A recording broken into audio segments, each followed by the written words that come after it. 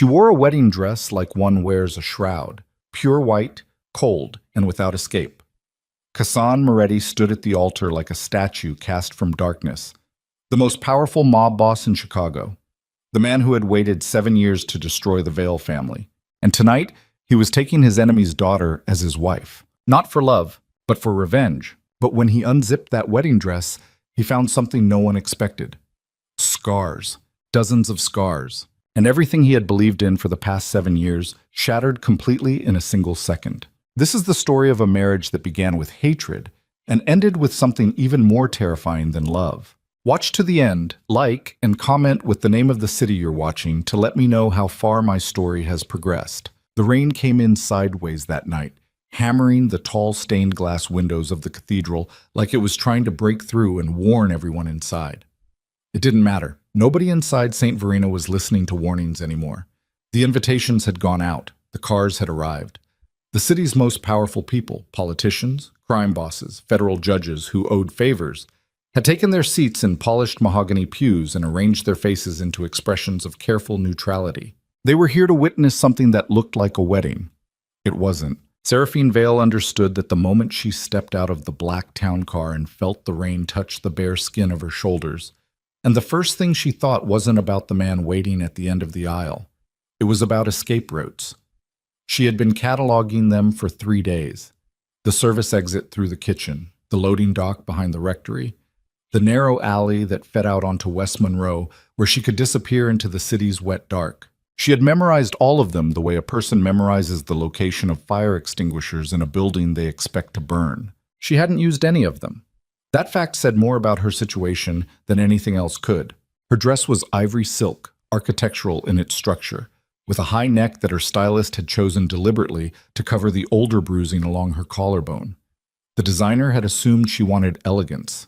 What she'd actually wanted was armor. The train dragged along the wet pavement outside before she gathered it up herself, not waiting for the attendant, and walked through the cathedral doors with her chin level and her hands completely steady. Seraphine Vale had survived worse than this. She just hadn't survived anything that looked quite so much like a ceremony. The interior of St. Verena smelled of something old, stone dust and candle smoke, and the particular cold of spaces that have held too much human emotion for too long. The pews were full. She didn't look at the faces. She looked at the aisle, at the dark marble floor reflecting the candlelight in long amber streaks. And she put one foot in front of the other with the mechanical precision of someone who had learned long ago that the only way through a terrible thing was straight through the center of it. At the far end of the aisle, Kassan Moretti stood watching her. She had seen photographs of him. Every person in Chicago had seen photographs of him. The society pages ran his image when he attended charity events. The crime reporters used old surveillance shots when they wrote their carefully worded pieces that never quite accused him of anything specific. In the photographs, he always looked contained, controlled, like a man who had decided years ago that he would never give anyone a reaction worth documenting. In person, he was something else entirely. He was tall, taller than she'd registered from the photographs, and he wore a black suit that had been cut to fit him with a precision that bordered on obsessive. No pocket square, no boutonniere, nothing decorative at all. His hair was dark and worn close, and his face was the kind of face that had been handsome once and then something had happened to it. Not violence exactly, more like years of deliberate erasure, until what remained was something past handsome and into dangerous territory. His eyes tracked her from the moment she entered the door, and they didn't move from her face as she walked the entire length of the aisle. And by the time she stopped at his side, she felt those eyes like a physical pressure against the side of her jaw. He didn't smile. She hadn't expected him to. The officiant spoke. Seraphine heard the words in fragments, dearly gathered, solemn occasion, bonds of matrimony. And she stood still inside her dress and breathed in through her nose and out through her mouth and kept her eyes forward. Beside her, Cassian was utterly motionless. He might have been carved from the same dark marble as the floor. He repeated his vows in a voice that was low and even and completely without inflection, like he was confirming an invoice. When it was her turn, she repeated hers in the same register. What else was there? The rings were placed. The officiant pronounced them. Cassian turned toward her for the required moment of ceremony, and as he leaned the fraction of an inch required by tradition, she felt his breath warm against her ear, and he said it so quietly that no one 3 feet away could possibly have heard. "You're going to spend the rest of your life paying for your father's sins." Seraphine turned to face him fully. This close, she could see the fine lines at the corners of his eyes, the small scar bisecting his left eyebrow, the exact quality of the anger in his expression, not hot, not explosive, but cold and patient and absolutely certain of itself, the way a glacier is certain. She held his gaze for 3 full seconds. Then she turned to face the congregation, and she smiled for the cameras. The penthouse occupied the entire 42nd floor of a building in the West Loop that Cassian owned outright, and it looked the way all rooms look when someone with unlimited money and no warmth decorates them. Expensive, precisely arranged, and somehow airless. Floor-to-ceiling windows on 3 sides. The city sprawled below in its grid of light, rain still dragging across the glass in long diagonal lines. The furniture was charcoal and slate, the art on the walls abstract and dark, and the whole space had the feeling of a room that had been assembled to impress rather than to inhabit. Seraphine stood in the center of it and noted, without particular emotion, that there were no photographs anywhere, no personal objects, nothing that told you a human being actually lived here, rather than visited occasionally to sleep. Behind her, she heard Cassian set his jacket across the back of a chair, the sound of his cufflinks being removed and placed on a glass surface. She had grown up in a house where sounds like that, small, domestic sounds, the sounds of a person settling in, preceded the worst nights. Her body still knew how to respond to them. Her shoulders drew inward a fraction of an inch before she consciously pulled them back. "There's a room prepared for you down the hall," Cassian said. His voice in the empty penthouse sounded different than it had in the cathedral. Drier, more tired. The housekeeper left the details on the bed. "You have access to the East Wing. The West Wing and my office are off limits." Seraphine turned around. He was standing across the room, jacket gone, loosening the collar of his shirt, and he was looking at her the way you look at a problem you've been handed and aren't entirely sure how to begin solving. "That's the arrangement," she said. "That's the arrangement." "For how long?" Something shifted in his face, a fractional tightening around the eyes. "For however long it takes." "Takes for what?" "For the veil name to mean what I need it to mean." He picked up a glass of water from the counter and drank from it with his back half turned to her.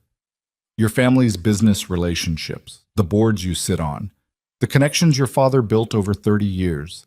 Those belong to me now. That's what this is." Seraphine was quiet for a moment. The rain hit the windows. 42 stories below, the city moved through its night without any awareness of the 2 people standing inside this particular square of light. "My father is dead," she said. "I'm aware." "Then whatever he did to you, your father destroyed a deal that cost me 8 lives and $40 million. Cassian set the glass down and turned to face her directly.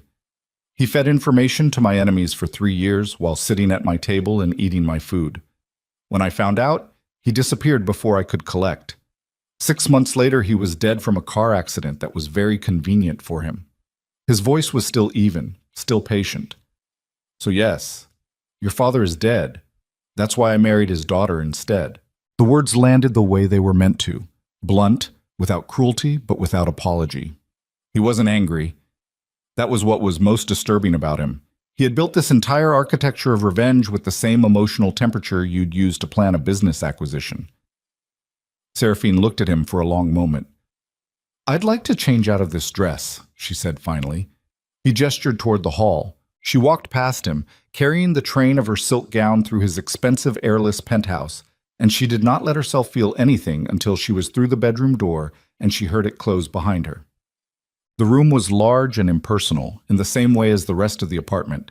Cream walls, a king bed in charcoal linen.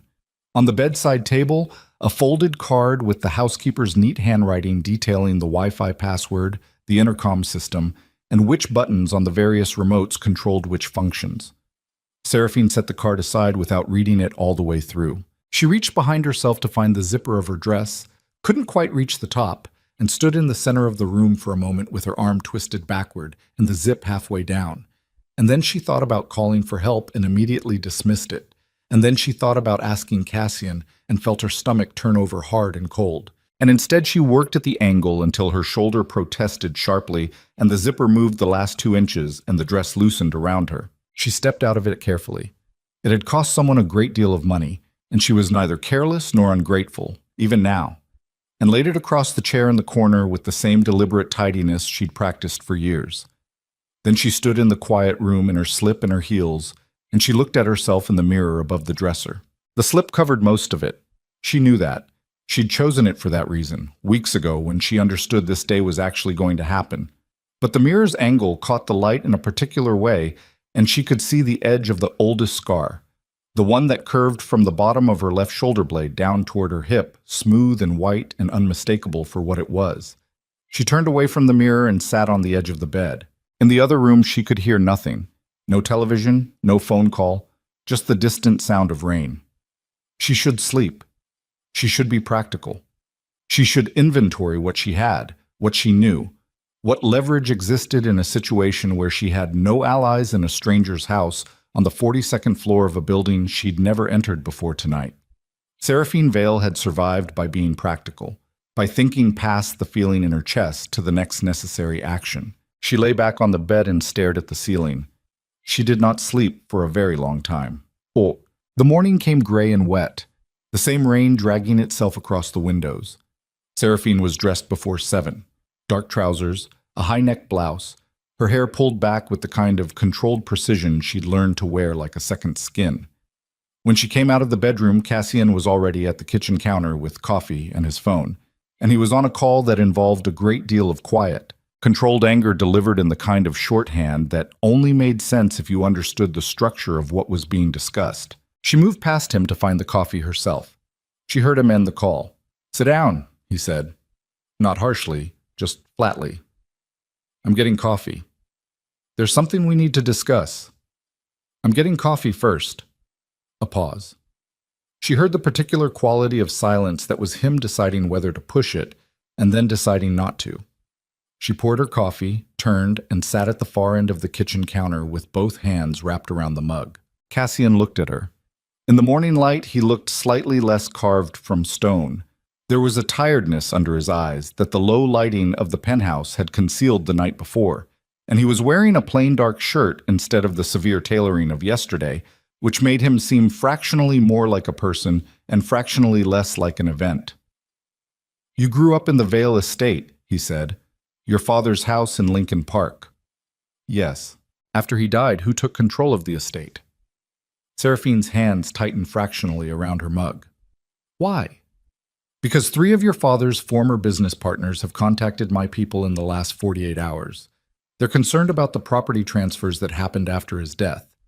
Assets moved out of the Vale family trust into a holding company that nobody can trace." His eyes stayed on her face. "The name Roland Vane keeps appearing." The coffee mug was warm against her palms. She concentrated on that. "Roland is my step-uncle," she said carefully. "My father's half-brother. He became my guardian after the accident." "How old were you?" 17. Cassian studied her. His expression was doing the same controlled thing it always did. Unreadable surface over whatever calculation was happening underneath. "The asset transfers were illegal. I have enough documentation to confirm that. What I don't have is why. What Vane wanted with the Vale family holdings specifically." He paused. "You were living in that house for 4 years after your father died. I'm asking if you have information that's relevant." The rain moved against the windows. Seraphine set her coffee mug down on the counter. She looked at Cassian Moretti, the most feared man in Chicago, who had married her to punish her dead father, who spoke in the flat, even voice of someone who had surgically removed every impulse except strategy. And she thought about what she was about to say and what it would cost her to say it. "If I tell you," she said slowly, "what do I get?" Something shifted in his expression. Not warmth. He didn't have warmth to shift, but a slight recalibration, like she'd said something he hadn't anticipated. "What do you want?" he said. "Protection. Real protection.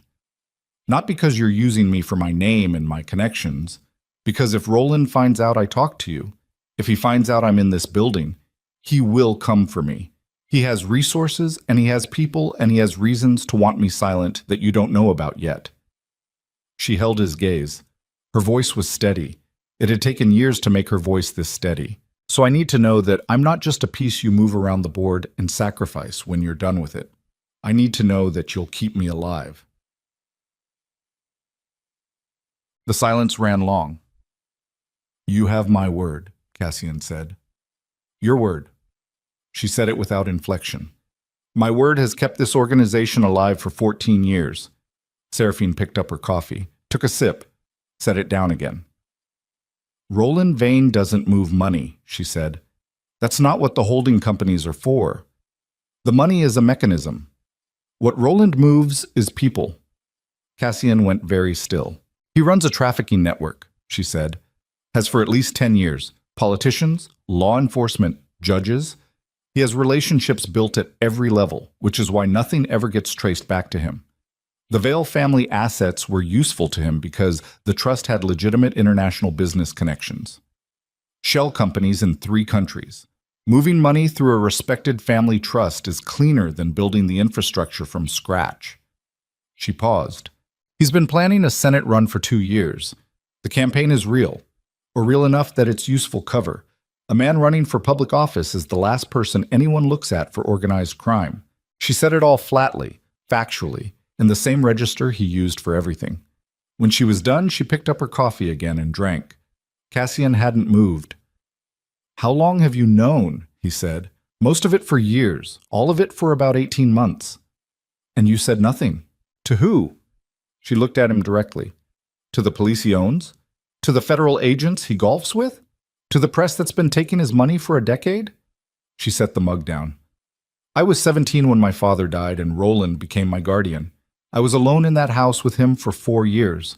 I had no money of my own, no allies, no way out that he couldn't close. Her voice stayed level. So no, I said nothing. I survived. The word landed in the room and sat there. Cassian looked at her for a long moment. Not the calculating look, not the strategic assessment, something else entirely, something she couldn't read and didn't know what to do with. Then he said, How did your father die? Seraphine looked at the rain on the windows. The official report says his car went off the Fullerton Bridge at 2 a.m, she said. Single car accident. Blood alcohol twice the legal limit. She paused. My father didn't drink. What came after that conversation was not a thaw. It was more like a shift in barometric pressure before a storm, a change in the quality of the air between them that didn't make anything easier, but at least made it more honest. Cassian spent the rest of that day on calls. Seraphine spent it exploring the limits of the East Wing's access, which were more generous than she'd expected, and reading through every document she could access on the building's internal network using the password from the housekeeper's card. There was less there than she'd hoped, but more than he probably intended. She was careful about it. She always was. The second night, she ate dinner at the kitchen counter because he was still working and there was no one else. The third morning, he had a car take her to a building downtown where his legal team sat in a conference room and walked her through documents for 3 hours. Corporate structures, asset transfers, the threads of Roland Vane's financial architecture laid out across a 20-foot table. She answered their questions with the careful precision of someone who has been waiting a long time to finally be asked. It was on the third night that everything changed. She woke at 4 a.m. from a dream she couldn't hold on to once she was awake. Only the feeling of it, which was the feeling she always had after those particular dreams. Smothered, like the air pressure had changed and she was breathing through something dense and resistant. She sat up in the dark and pressed the heels of her hands against her eyes until the feeling passed. Then she heard something outside her door. She crossed to it and opened it before she thought too carefully about whether she should. The hallway beyond was dim, lit by low baseboard lights, and at the far end Cassian stood with his back against the wall and his phone in his hand, looking out the floor-to-ceiling window at the city below.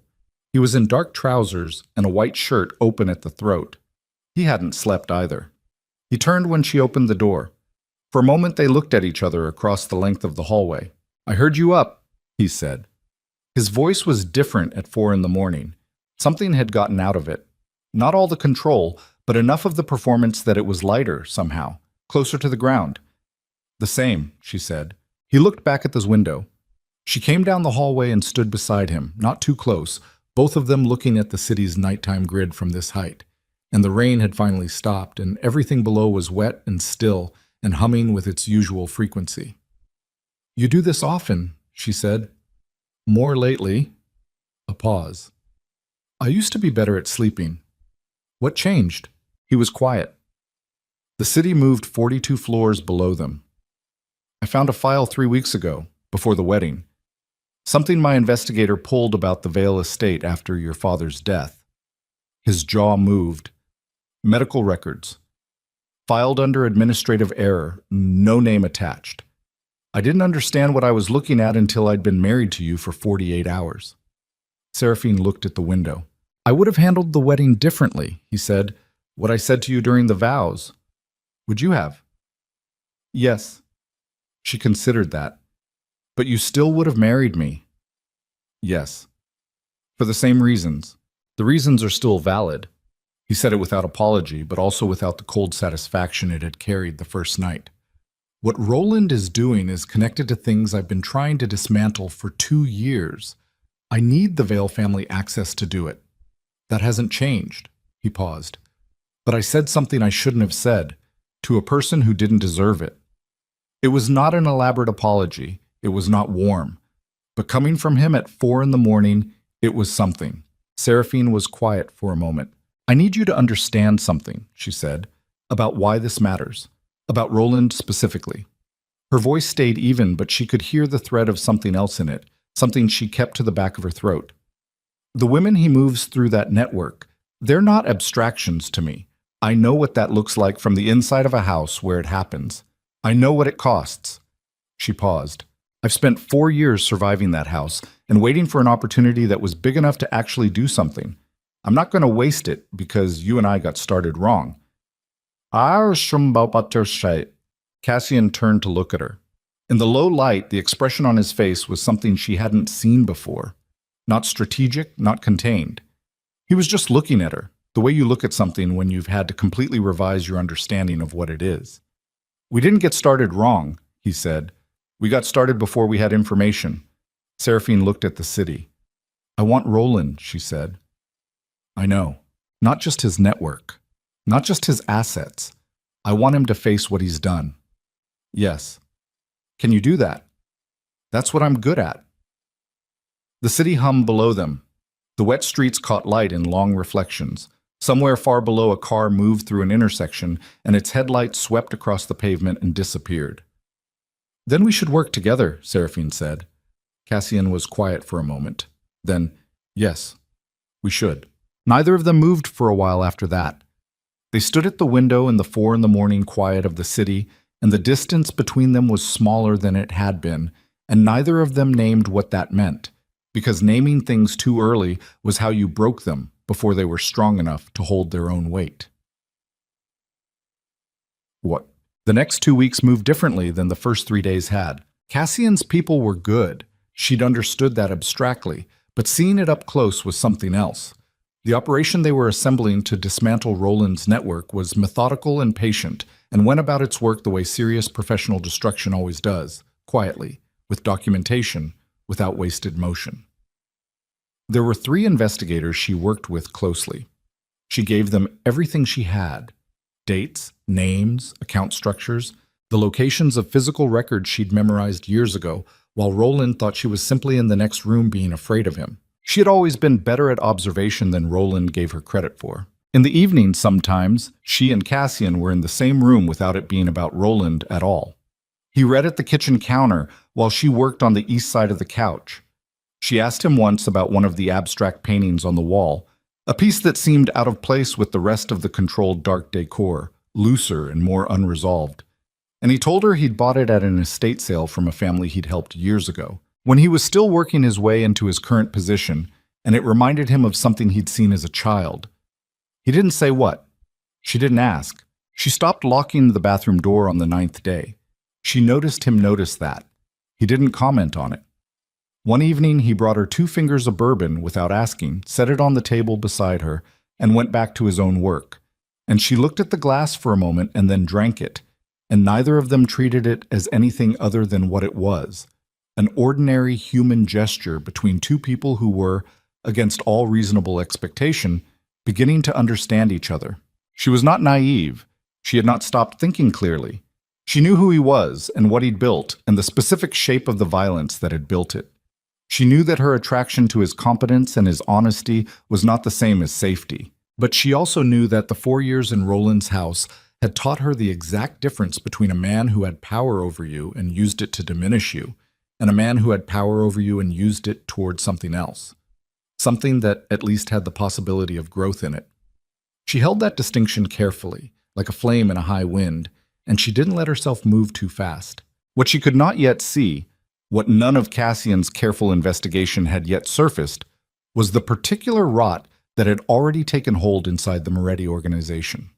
The person inside those walls who had been moving information outward for longer than anyone knew. The thread that Roland had spent years quietly cultivating, waiting for exactly the moment when Cassian came close enough to be truly dangerous. The thread that would unravel everything. On the 14th night, she dreamed again. Not the smothered dream, but something different, clearer. In it, she was standing in the Vale Estate hallway at 17 years old. But now she was also herself at 24, watching her younger self from the far end of the corridor. She wanted to call out, tell her something. She couldn't find the words before she woke. She lay in the dark and listened to the buildings settle around her and thought about the Moretti Foundation gala that was coming in 10 days. Cassian had evidence. Financial records she'd retrieved from the Vale Estate's hidden archives, 6 months before the wedding, copied to an encrypted drive she'd kept hidden in the lining of her suitcase. Records that could put Roland Vane's trafficking operation in front of a federal grand jury before he could bury it. The gala was the right venue. Every power player in Chicago in one room, cameras and press and witnesses everywhere. The cleanest public moment to pull the trigger on everything they'd built. She believed that. She just couldn't shake the feeling, lying in the dark in Cassian Moretti's penthouse on the 14th night of her impossible marriage, that somewhere in the machinery of the plan, something was already going wrong. She was right. She just didn't know it yet. 3 days before the gala, a man named Dante Reeve sat in the back of a car on Michigan Avenue and made a phone call. The call lasted 4 minutes.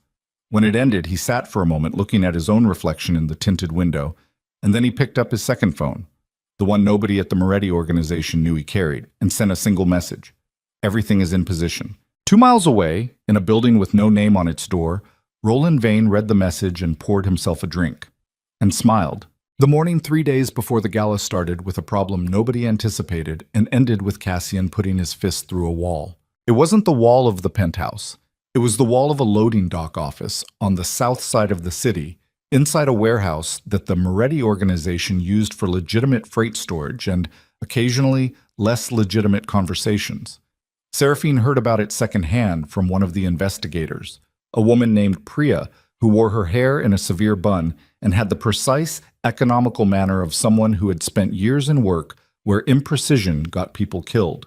Priya told her with no particular expression that there had been an incident at the South Warehouse, that 2 men had been found, that Cassian had gone down to handle it personally. What kind of incident? Seraphine said. Priya looked at her for a moment with the particular look of someone calculating exactly how much information was appropriate. 2 of our people, Priya said finally. Long term. Both found in the warehouse at 3 this morning by the overnight guard. Both dead. Seraphine absorbed that. How? Single shot each, close range, execution style. Priya's voice stayed flat. The bodies were arranged, deliberately, facing the door so whoever came in would see them immediately. Someone wanted them found. Yes. Someone wanted us to know they'd been inside. Yes. Seraphine stood at the window of the conference room where she'd spent the last week working through Roland's financial architecture, and she looked at the city below and she thought about what it meant to leave a message like that. Not a quiet elimination, a declaration. Who were they, she said. 2 of our longest-serving security people. Both had been with Cassian for over a decade. The implications settled in the room between them like smoke. If Roland's people had gotten to men with that kind of tenure, men who knew the organization's structure, its rhythms, its vulnerabilities, it meant the breach was older and deeper than anyone had understood. It didn't mean those 2 men were the source of the leak. It might mean they'd simply gotten close to figuring out who was. She turned from the window. Where is Cassian now? On his way back. Tell him I need to see him when he arrives. Priya looked at her steadily. He's not going to be in a conversational mood. I know. Seraphine picked up the documents she'd been working through and straightened them against the table's edge with a crisp tap. Tell him anyway. Sup. He came through the penthouse door 40 minutes later, and the energy that preceded him into the room was the kind that makes the air feel smaller. He was in a dark jacket and dark trousers, and there was a rust-colored stain on the cuff of his left sleeve that he hadn't noticed or hadn't cared about, and his jaw was set in a way that made the muscle beneath it visible. He stopped when he saw her standing in the kitchen. Priya told you, he said. Yes. He moved past her to the sink, turned the water on cold, and ran his right hand under it for a moment. The knuckle skin was split in two places. She looked at it and didn't say anything. Sal Benedetti, he said, turning the water off and reaching for a cloth. 18 years with this organization. Started when I was 26 and he was 40, and I needed someone who understood the docs better than I did. He had a daughter. I paid for her college. He pressed the cloth to his knuckles without looking at it. Marcus Webb, 15 years. Best logistics mind I've ever worked with. He and his wife had dinner at this table 3 months ago. Seraphine was quiet. Whoever did this, he said, and stopped. Whoever did this wanted you to know they could, she said carefully. They're not trying to collapse the organization. They're trying to rattle it. Rattle you. Before the gala. Cassian looked at her. They know about the gala, he said. They know something. They might not know the specifics, the evidence, the timing, the public nature of it, but someone has told them enough to know that whatever you're planning, it's close. His jaw tightened further. He set the cloth down on the counter. 3 days, he said. 3 days? She agreed. We push it up or we hold. We can't push it up. The financial documentation needs another 48 hours of authentication. If we move early with incomplete records, Roland's lawyers bury it in a week and we never get a second shot. Then we hold, and we figure out how deep the breach goes. She paused. Cassian. The 2 men who died, they may have been getting close to the source. That might be why they were killed. He looked at her with the kind of look that said he'd already thought of this, and it was doing nothing good for him. I know, he said, which means the source is still inside, and they know we're watching for them. I know that too. And they're going to move again before the gala. The kitchen was quiet. Outside, the city moved through its ordinary afternoon with no awareness of any of this. I need you to stay in this building, Cassian said. His voice had flattened back to its working register, the operational tone, stripped of the 4 in the morning quality that had become quietly her preferred version of him. I need you not to go anywhere without 2 of my people until this is resolved. I understand. I'm not asking. I know you're not. She held his gaze. I'm saying I understand. There's a difference. He looked at her for a moment. Something in the rigid set of his shoulders shifted a fraction. Not released, just redistributed. He nodded once. I have to make calls, he said. I know. He moved toward the office. She watched him go and thought about the rust-colored stain on his cuff, and the split skin on his knuckles, and the name Sal Benedetti, and the fact that this man had paid for a dead man's daughter's education and would probably never mention it to anyone. She turned back to the kitchen counter and poured 2 coffees and left one on the edge of the office door where he would see it. Dante Reeve arrived at the penthouse that evening at 6. He was Cassian's consigliere. The word was old, formal, the kind of title that in the Moretti organization carried genuine weight. He'd held the position for 9 years. He was a compact man in his mid-40s with the kind of face that was easy to trust, open, attentive, quick with a self-deprecating comment that made him seem less formidable than he was. He had the social intelligence of someone who had spent decades in rooms where reading the temperature correctly was the difference between going home and not going home. Seraphine had met him twice before the warehouse incident. Both times she'd found him warm, professionally respectful, appropriately cautious in the way that all of Cassian's senior people were cautious around her, still assessing, still calibrating how much she was an asset and how much she was an unknown variable. Tonight he came in and went directly to Cassian, which was normal, and they talked in the office for an hour with the door closed, which was normal. And when Dante came out to get water from the kitchen, He stopped and looked at her across the counter with an expression that was normal in all its surface features. Concerned, steady, the expression of a trusted lieutenant managing a crisis. And something about it made the small hairs on Seraphine's forearms stand up beneath her sleeves. She couldn't name it. She was good at not naming things she couldn't yet prove. "Hell of a week," Dante said, filling a glass from the tap. "Yes," she said. "How are you holding up?" "Fine." "The gala is still on, for what it's worth. Cassian won't pull back from something like that. Once he decides on a course, he finishes it." He said it with the ease of a man describing a quality he admired. "You've probably figured that out by now." "I figured some things out," she said. He smiled. It was a good smile. That was part of what bothered her. "He speaks well of you," Dante said. "In case you were wondering, the way he talks about the work you've been doing with the documents." He paused. "He doesn't say that kind of thing easily." "I know." He nodded, refilled the glass, and went back to the office. Seraphine sat with the feeling in her forearms for a long time after that. That night she couldn't sleep again. But it wasn't the dream this time. It was the particular hypervigilance that had kept her alive in the Vale estate, the thing that woke her at 3 a.m. during the years with Roland to listen to the sounds of the house and catalog what was normal and what wasn't. Her body had never fully unlearned it. She lay in the dark with her eyes open, and she thought about Dante Reeves' easy smile and the specific texture of his attention toward her. And she thought about the 2 dead men arranged facing the door. And she thought about what Priya had said. Both long-term, both had been with Cassian for over a decade. She got up. She didn't go to the hallway this time. She went to the small desk in the corner of her room where she'd set up her laptop, and she opened it carefully, and she began very quietly and very methodically to go looking. She wasn't an investigator. She wasn't trained in what she was doing, but she had spent 4 years in Roland Vane's house learning how to find things he wanted hidden, which had given her a working education in the specific logic of concealment, the way people who hid things always left a seam somewhere, because perfect concealment required perfect consistency, and nobody was perfectly consistent forever. She wasn't looking for financial records this time. She was looking at communication patterns, the metadata of Cassian's internal systems, who contacted whom, when, at what frequency, and whether any of those patterns changed in the weeks before the warehouse killings. It took her 2 hours. What she found wasn't proof.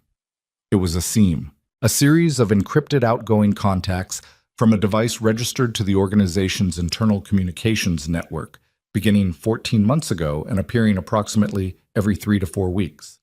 Not from Cassian's devices, not from Priya's, not from any of the 3 investigators she worked with.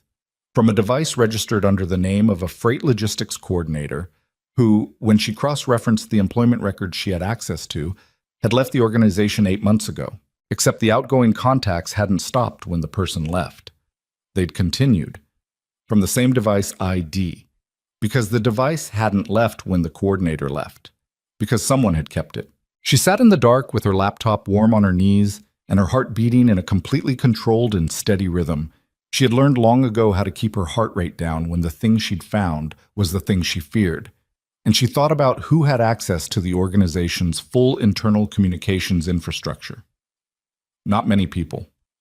She closed the laptop and sat in the dark for a while longer. Then she got up, dressed, and went to find Cassian. He was in the office. Of course he was. It was 2:30 in the morning, and he was at his desk with 3 physical files open in front of him and his reading glasses. She hadn't known about the reading glasses. They were a detail that did something complicated to her chest, and a half-empty glass of bourbon at his elbow. He looked up when she appeared in the doorway. "You should be asleep," he said. "So should you." She crossed to the desk and set her laptop in front of him.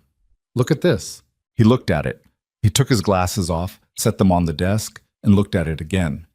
She watched his face as he read through what she'd pulled, and she watched the expression go through its controlled processes: assessment, recognition, the careful suppression of whatever the recognition was doing to his chest. "Where did you find this?" he said. "The communications metadata. I had access because of the documentation work." "You went looking on your own." "I went looking because Dante Reeve gave me a bad feeling tonight, and I couldn't sleep." Cassian went very still. She watched him absorb that, watched him take it apart and reassemble it against 9 years of working history and trust, and the particular weight that came with a betrayal of this magnitude. "This isn't proof," he said. "I know. This is a device irregularity that could have 3 other explanations." "I know that too." She sat across from him. "But you feel it, don't you, now that it's in front of you?"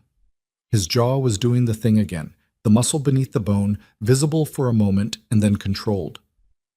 "Tell me exactly why he gave you a bad feeling," Cassian said. His voice was quiet, quieter than usual. She told him. All of it. The smile, the specific quality of the attention, the way he'd mentioned Cassian speaking well of her in a way that had felt like he was establishing something rather than sharing something. The way a good liar told you true things in a way that was designed to make you feel safe. When she was done, the office was silent. 9 years, Cassian said. She didn't say anything. "He was at my mother's funeral." His voice didn't change in register. It stayed flat, working, operational. But there was something beneath it that was doing something else entirely. "He's the only person in this organization I've ever trusted to know where I sleep." "I know. If this is wrong, then we find out and I'm wrong and we move on. And if it's right," she held his gaze, "then the gala in 3 days is already compromised. And everything we've built to take Roland down is sitting in front of someone who's been feeding him information for over a year." Cassian stood up. He moved to the window and stood with his back to her for a moment, and she could see the tension in his shoulders, the contained force of it, the kind of stillness that preceded something that needed to not happen right now. "We can't let him know we suspect," she said. "If he disappears before the gala, Roland moves everything and we have nothing." "I know how this works," he said without turning. "I know you know. I'm saying it anyway." He was quiet for a moment, then he turned. "Tomorrow," he said. "Normal as normal. Dante attends the gala planning meeting at 10. I want you in that meeting." "Why?" "Because I want to watch how he looks at you when he thinks I'm not looking." She absorbed that. "And after the meeting," he said, "I want Priya to begin a full audit of his access to our communications infrastructure, quietly, back-channeled, nothing on the main network." His voice had fully recrossed back into operational territory now. Whatever had been beneath it was under the surface again.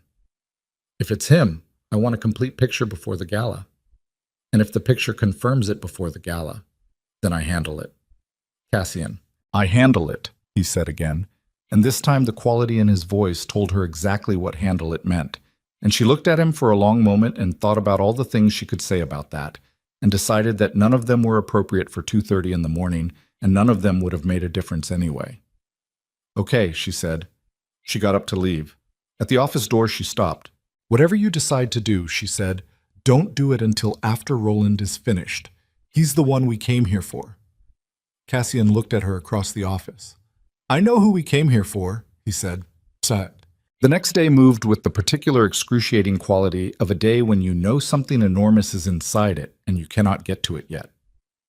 The gala planning meeting was at 10 in the same conference room where she'd been working for 2 weeks, and Dante arrived at 9:58 with 2 members of Cassian's security team and a leather folder under his arm, and he greeted Seraphine with the same warm, easy, practiced professionalism she'd always received from him.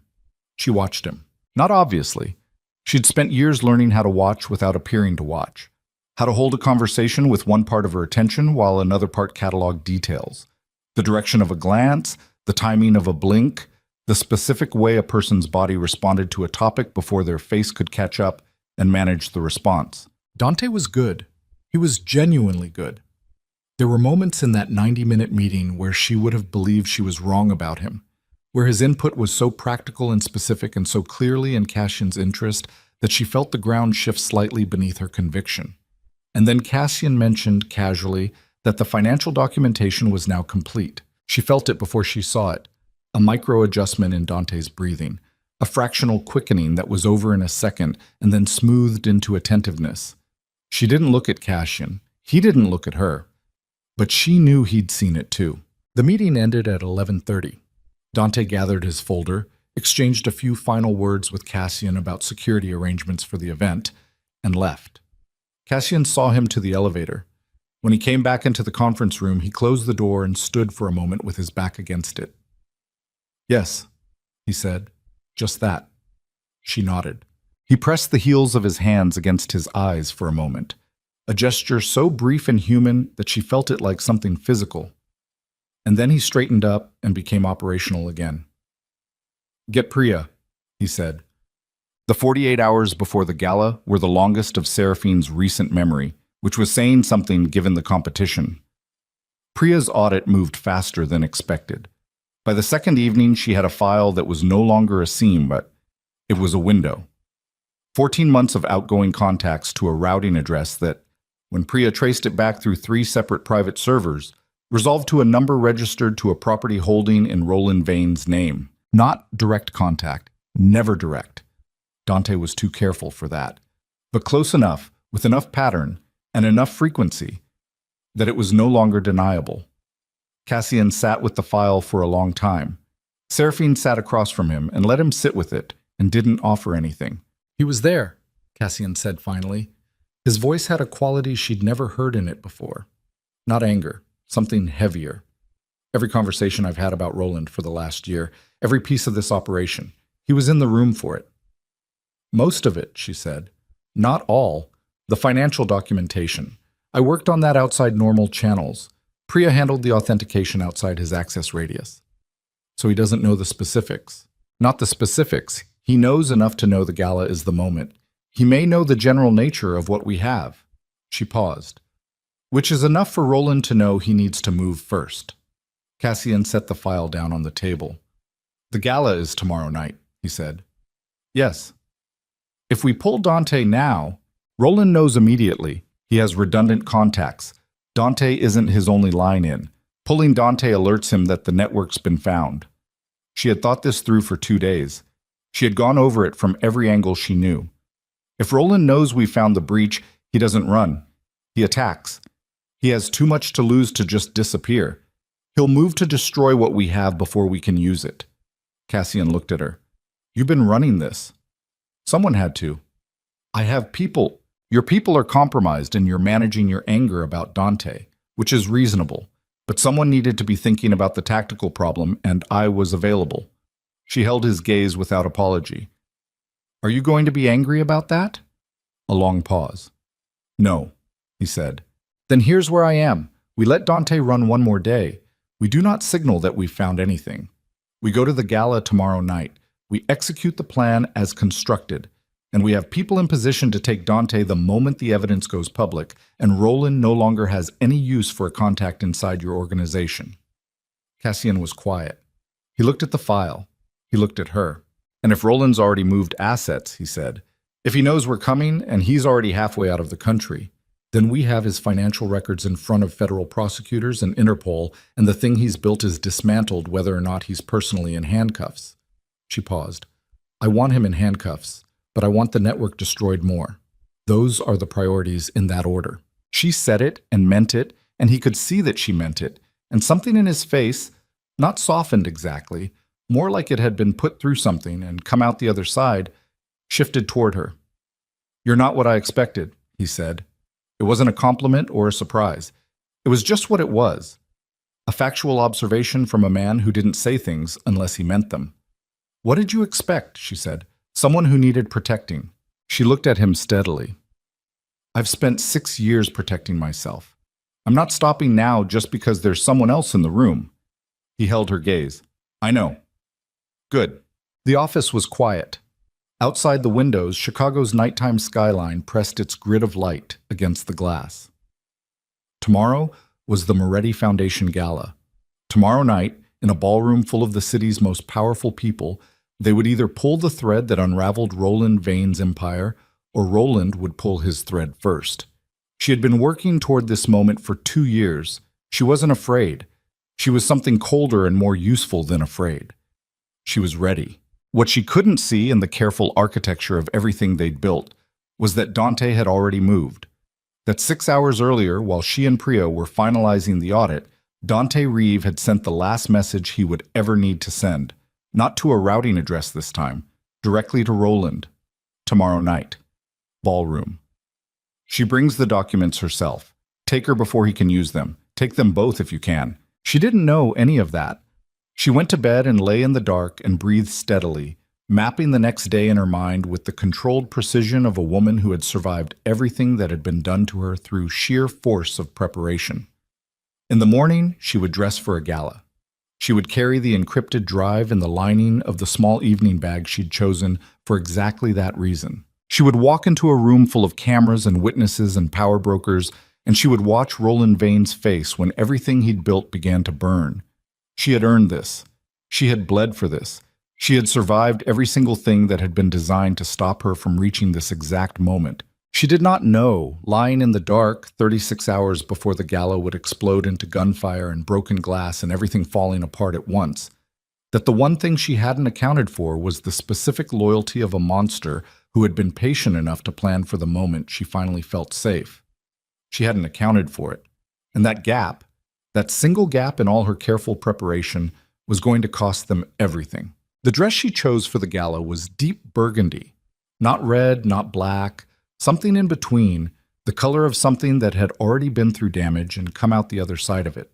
She put it on at 6:15 in the evening with the same deliberate focus she applied to everything that mattered, working the zipper herself, checking the lining of the evening bag twice to confirm the encrypted drive was seated correctly against the inner seam where it would read as a phone's edge if anyone ran a basic scan. She looked at herself in the mirror for exactly 4 seconds. Then she turned away and went to find Cassian. He was in the bedroom doorway when she came into the hall, jacket on, tie precisely knotted, the silver cufflinks she'd seen him wear twice before catching the light from the overhead fixture. He looked at her. She looked at him. Neither of them said anything for a moment, and the moment had a particular quality to it. Not romantic, not tender, too loaded for either of those words. Like two people standing at the edge of something and taking a breath before they stepped. "Ready?" she said. "Yes," he said. They went downstairs together. Dit. The Moretti Foundation Gala was held every year in the Grand Meridian Ballroom on East Walker Drive, 40 floors above the Chicago River, and it was the kind of event that looked from the outside exactly like what it claimed to be, a charity fundraiser for urban education initiatives, full of exactly the kinds of people who appeared in society photographs and gave speeches about civic responsibility. The ballroom itself was enormous, dressed in cream and gold for the evening, with 3 crystal chandeliers running the length of the ceiling and a view of the river and the city's lit grid that stopped you for a moment when you first saw it, even if you'd seen it before. Seraphine had never been here before. She noted the exits as they entered. 4 main doors, 2 service corridors, a kitchen entrance at the northwest corner, 2 staircases, 1 freight elevator requiring a key. The security Cassian had stationed here was visible in a careful way, visible enough to deter, discreet enough not to alarm. She counted 8 she could identify. Assumed there were more she couldn't. The room was already full. Politicians with their careful smiles, business figures in precisely calibrated evening wear. She recognized 3 federal judges, 2 senators, and a man she knew from Roland's dinner table. A Chicago alderman named Cartwright, who had been a reliable presence at Vail Estate functions for years, who had always looked at her with the particular combination of pity and studied blankness that meant he knew exactly what was happening in that house, and had made his calculation about it long ago. She didn't look at him long enough for it to mean anything. Cassian moved through the room the way he moved through every room, like the space organized itself around him rather than the reverse. People approached him, and he received them with the contained graciousness of someone who had long since stopped performing warmth and simply managed interactions. She stayed close, accepted a glass of sparkling water from a passing tray, and played her role. The new wife, present and elegant and not particularly interesting. Dante was already there. She saw him near the east wall, talking to 2 of Cassian's senior financial people, his leather folder tucked under his arm, his face wearing its practiced openness. He caught her eye briefly and nodded. She nodded back. Her face gave him nothing. "He's been here 40 minutes, she said quietly, turning toward Cassian under the pretense of leaning in to hear something he'd said. "I know." His voice was barely above the ambient noise of the room. "Priya is in position at the service corridor. The moment we go public with the documents, her team takes him. And Roland hasn't arrived yet. She absorbed that. He'll come. He won't be able to stay away. If he thinks he's having this intercepted, he needs to be here to manage the fallout personally. That's what I'm counting on. She looked at him sidelong. His profile against the chandeliers was the same controlled topography it always was, but she knew him well enough now to read the things below the surface. The set of his shoulders, the exact tension in his jaw, the way his left hand wasn't quite still at his side. He was furious about Dante. He'd been carrying it for 2 days with the controlled discipline of a man who understood that deployed fury was useful and wasted fury was fatal. Tonight he would get to put it down. She understood that feeling in her body, not just her mind. The first hour passed in the slow burn of high-functioning social performance. Cassian made his rounds. Seraphine stayed close and said the right things to the right people and kept one part of her attention fixed on the room's temperature at all times. The way a good fighter keeps peripheral awareness even when they're looking directly at something. At 8:45, Roland Vane walked into the ballroom. She felt it before she saw him, a change in her own body, something her nervous system had learned years before her conscious mind could catch up to it, a tightening between her shoulder blades, a slight coolness across her skin. Then she turned, and there he was. He was 62 and carried it well, silver-haired, broad-shouldered, the kind of man who photographed the way certain buildings photographed, with an authority that made you feel the structure was load-bearing. He wore a charcoal suit and the specific expression of a man who had arrived at an event he controlled and was simply doing the courtesy of appearing. He moved into the room with 2 men flanking him at a distance that was just far enough to look like coincidence. His eyes found her immediately. She had known they would. She had been prepared for it. She held his gaze for 2 full seconds. Not challenging, not afraid, just present. And then she turned back to the conversation Cassian was holding with the city planning commissioner, and she felt Roland's eyes stay on the back of her neck like a coal pressed to skin. "He's here," she said. Cassian didn't turn. "I see him." "He brought 2. I see those 2. A pause. 15 minutes. We move to the presentation at 9. The documentation goes to the screens at 9:10. "Okay." "Stay close to me." "I will." She would, but her hand had already moved to the evening bag at her side, her fingertips confirming the weight of the drive through the fabric. 15 minutes. Everything she had built toward for 2 years was 15 minutes away. She picked up her water glass and took a small, steady sip. 9 o'clock came, and the lights in the ballroom adjusted.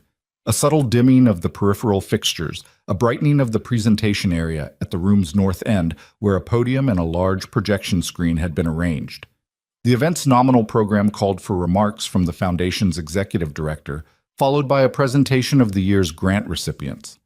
Standard charity gala format. Invisible. What it actually was, tonight, was the scaffolding around the moment Cassian had been building toward for 2 years. She stayed at his left side as they moved toward the front of the gathering crowd. Around them, the room reshuffled in the particular way of people who wanted to be seen near the front without appearing to push. Dante had moved as well. She tracked him peripherally, watching him position himself about 12 feet to their right, and the specific location of that position told her everything she needed to know about his plan for the next 30 minutes. Close enough to watch, far enough to move. The executive director finished his remarks. Applause. The grant recipients were introduced. More applause. Then Cassian stepped to the podium, and the room settled into the attentive quiet that powerful rooms gave to powerful men. She watched Roland from across the crowd. He was watching Cassian. His face was doing the society function version of itself. Interested, supportive, the expression of a man who intended to be photographed in this room tonight. But beneath it, in the minute compression of the muscles around his eyes, she could see the calculation running. He knew something was wrong. He'd known before he walked in. That was why he was here. Cassian spoke about the Foundation's work with his customary controlled efficiency. 3 minutes, no excess. The kind of address that communicated he respected his audience's time. Then he paused. "Before we close the formal program," he said, "I'd like to share something that I believe is directly relevant to this city and to every person in this room who has a stake in how Chicago is governed." The room's temperature changed. She could feel it. The shift in the quality of the attention, the way people straightened fractionally in the way that people straighten when they understand something real is about to happen. She reached into her evening bag. Her fingers found the drive. She turned toward the AV technician stationed at the equipment table to her left. A Moretti employee, confirmed, cleared, Priya's contact, and she took the 2 steps toward him and placed the drive in his hand. And that was when the shooting started. The first shot came from the east side of the room. It was not the cracking sound of cinema gunfire. It was the flat, concussive industrial sound of an actual weapon discharged in an enclosed space, and it punched through the air of the ballroom, and the entire room became a different place in the same instant. What had been ordered and controlled and predictable exploded into chaos, with the specific total violence of a thing that had been coiled and waiting. Glass shattered somewhere to her right. The crowd collapsed inward and then outward simultaneously. People dropping to the floor, people running, people standing paralyzed for the fraction of a second before their bodies understood what was happening. Screams layered over each other into a wall of sound. Cassian had her arm. She didn't feel him grab it. She was just suddenly being moved, hard and fast, his grip on her upper arm not gentle, but not rough. The controlled force of a man who knew exactly how to move a person through chaos without injuring them. They were behind the marble staircase that curved up from the ballroom's northeast corner before she'd processed more than 2 seconds of it. She pressed her back against the cold stone. Cassian was directly in front of her, one hand still on her arm, his body angled to shield her while he assessed the room. The room was hell. 3 masked figures with rifles had come through the service corridor at the east wall. The corridor she'd noted on entry, the corridor that Priya's team was supposed to be covering. Cassian's security had returned fire, and the space between the ballroom's grand architecture and the reality of what was happening in it created a kind of insane visual dissonance. Crystal chandeliers, cream and gold walls, and muzzle flashes cutting through smoke that was beginning to fill the air from a table that had been knocked over onto a heating element. People were down. She could see 3 people down from here, and she couldn't tell whether they were hiding or hurt.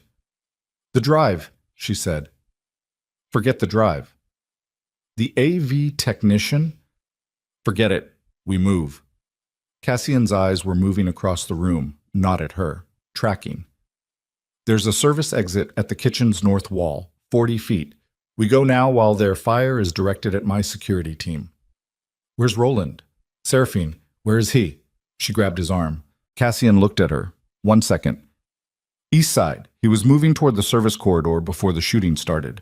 She processed that. Before the shooting started. He'd been moving toward the corridor before the guns came through it. "He knew exactly when," she said. "Yes." That means Dante told him the exact timing, the exact moment the documents would go up. "Yes. The drive is gone." Something crossed Cassian's face, a compression of pure controlled rage. The AV table was the first thing they went for. She looked at the table. It was overturned, equipment scattered, the technician down behind it. Not shot, she could see him moving, but the equipment was destroyed, wires torn, the laptop that would have connected to the projection system in pieces across the floor. The drive. She'd put the drive in his hand, and then the shooting started, and it had been 15 seconds, and she didn't know where it was, and without it, they had nothing. The financial records existed in backup, but the authentication, the chain of custody, the specific documented provenance that made it court viable rather than just damning. "We need to move," Cassian said. She pushed off the marble staircase. "I know." They moved. The kitchen was 38 feet of open floor, interrupted by toppled cocktail tables and the terrified, crouching bodies of catering staff and guests who'd had the spatial sense to get out of the main ballroom. Cassian moved through it with her close behind, and 2 of his security people materialized from nowhere to bracket them. She didn't know their names. She knew their faces from the building, and the competence with which they fell into position told her everything she needed to know about their training. The north service exit was a steel door set into the kitchen's far wall. One of the security men hit it with his shoulder, and it swung into a concrete stairwell. Industrial, lit by emergency fluorescents in wire cages, the smell of cooking oil and cold stone. They went down 2 flights before Cassian stopped. "Status," he said to the near security man. 3 shooters confirmed in the ballroom, possibly 4. Reeves' team engaged them at the corridor. "We have casualties, number unknown. The east elevator bank is compromised." "Where is Dante?" A pause that was a fraction too long. "Unknown." Cassian's jaw moved. "Find him." "Sir, find him." The man put his earpiece back in and began talking. Cassian turned to the other one. Car. Now. Ground level, south side. It's a 4-minute walk through the loading. I know how long it is. Go. The second man moved down the stairs ahead of them. Cassian turned to Seraphine. In the cold fluorescent light of the stairwell, he looked stripped. Whatever was left of the public-facing version of him had been taken by the last 3 minutes.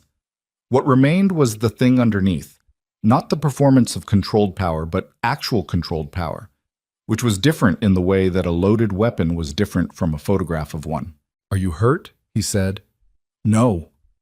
He looked at her for 1 second with an intensity that wasn't assessment. It was something else, something that didn't have a word for it in the context of a burning building and a plan in ruins. And then he turned and they followed the second security man down the remaining stairs. Down. They were almost to the ground level when she heard the door above them open. Not the frantic slam of someone fleeing, the measured, controlled sound of someone who knew exactly which door they needed and was moving with purpose. She grabbed Cassian's arm. He stopped. The security man ahead of them stopped, weapon drawn. Footsteps on the stairs above. One person, coming down at a pace that was too deliberate for fear. Cassian looked up. Dante Reeve came around the stairwell's curve. He was in his evening wear, jacket slightly torn at the left shoulder, no weapon visible. His face was the same face it always was, the open, professional face she'd sat across from in meetings for 2 weeks, the face that had smiled at her over a glass of tap water and said, "He speaks well of you." And in this stairwell, stripped of every surrounding context, she could finally see the thing she'd been reading as a seam in the past 2 days for what it actually was. Not a crack in a mask, just the real face. She'd been right. The knowledge didn't feel like anything particular. It felt like confirmation. Cassian didn't say his name. He didn't say anything. He looked at Dante with an expression that she had never seen on him before and hoped she never would again. Not rage, past rage, something that had burned through rage and come out the other side of it as something colder and more permanent. And the air in the stairwell had the quality of a pressure system about to break. "I need you to hear me," Dante said. His voice was steady. She had to give him that. His voice didn't shake. "Before you do whatever you're going to do." "You have 30 seconds, Cassian said. "Roland has the drive." The words hit the stairwell and sat there. One of his men pulled it from the floor in the first 60 seconds. He has the documents, he has the drive, and he has a team of lawyers on call who will have the chain of custody dismantled before morning. Dante's eyes moved to Seraphine briefly. Not apology, not quite, but something adjacent to acknowledgement. "I'm sorry, that's not..." He stopped, recalibrated. "It wasn't supposed to go this far." "What was it supposed to go?" Cassian said. "It was supposed to stop you before you did something that would have started a war with 4 other organizations. Roland came to me 14 months ago with information about what would happen if you moved against him. The blowback, the alliances he has in place, the people who would come for this organization if you took him down without..." "Sal Benedetti," Cassian said. Dante stopped. "Marcus Webb." Cassian's voice hadn't risen. That was the worst of it, the absolute evenness of it. "You're going to stand in this stairwell and tell me it wasn't supposed to go this far, and I'm going to ask you about 2 men who are in the morgue tonight because they were getting close to you." Something moved through Dante's face, something real, for the first time since she'd known him. "I didn't order that." "Roland did." "Yes, with information you gave him." The silence was its own answer. Cassian took 1 step toward him, and Dante held his ground, which was either courage or the resignation of a man who had already decided how this ended, and Cassian stopped with 18 inches between them and looked at the man who had been at his side for 9 years. "Where is he taking her?" Cassian said. Seraphine's blood went cold. "What?" she said. Dante's eyes moved to her again. This time the thing in them was closer to what she'd expected. Not guilt, something more honest than guilt. The acknowledgement of a person who had been a tool for so long they'd stopped distinguishing between their will and the hand that held them. "The ballroom was a distraction," Dante said. "The drive was secondary.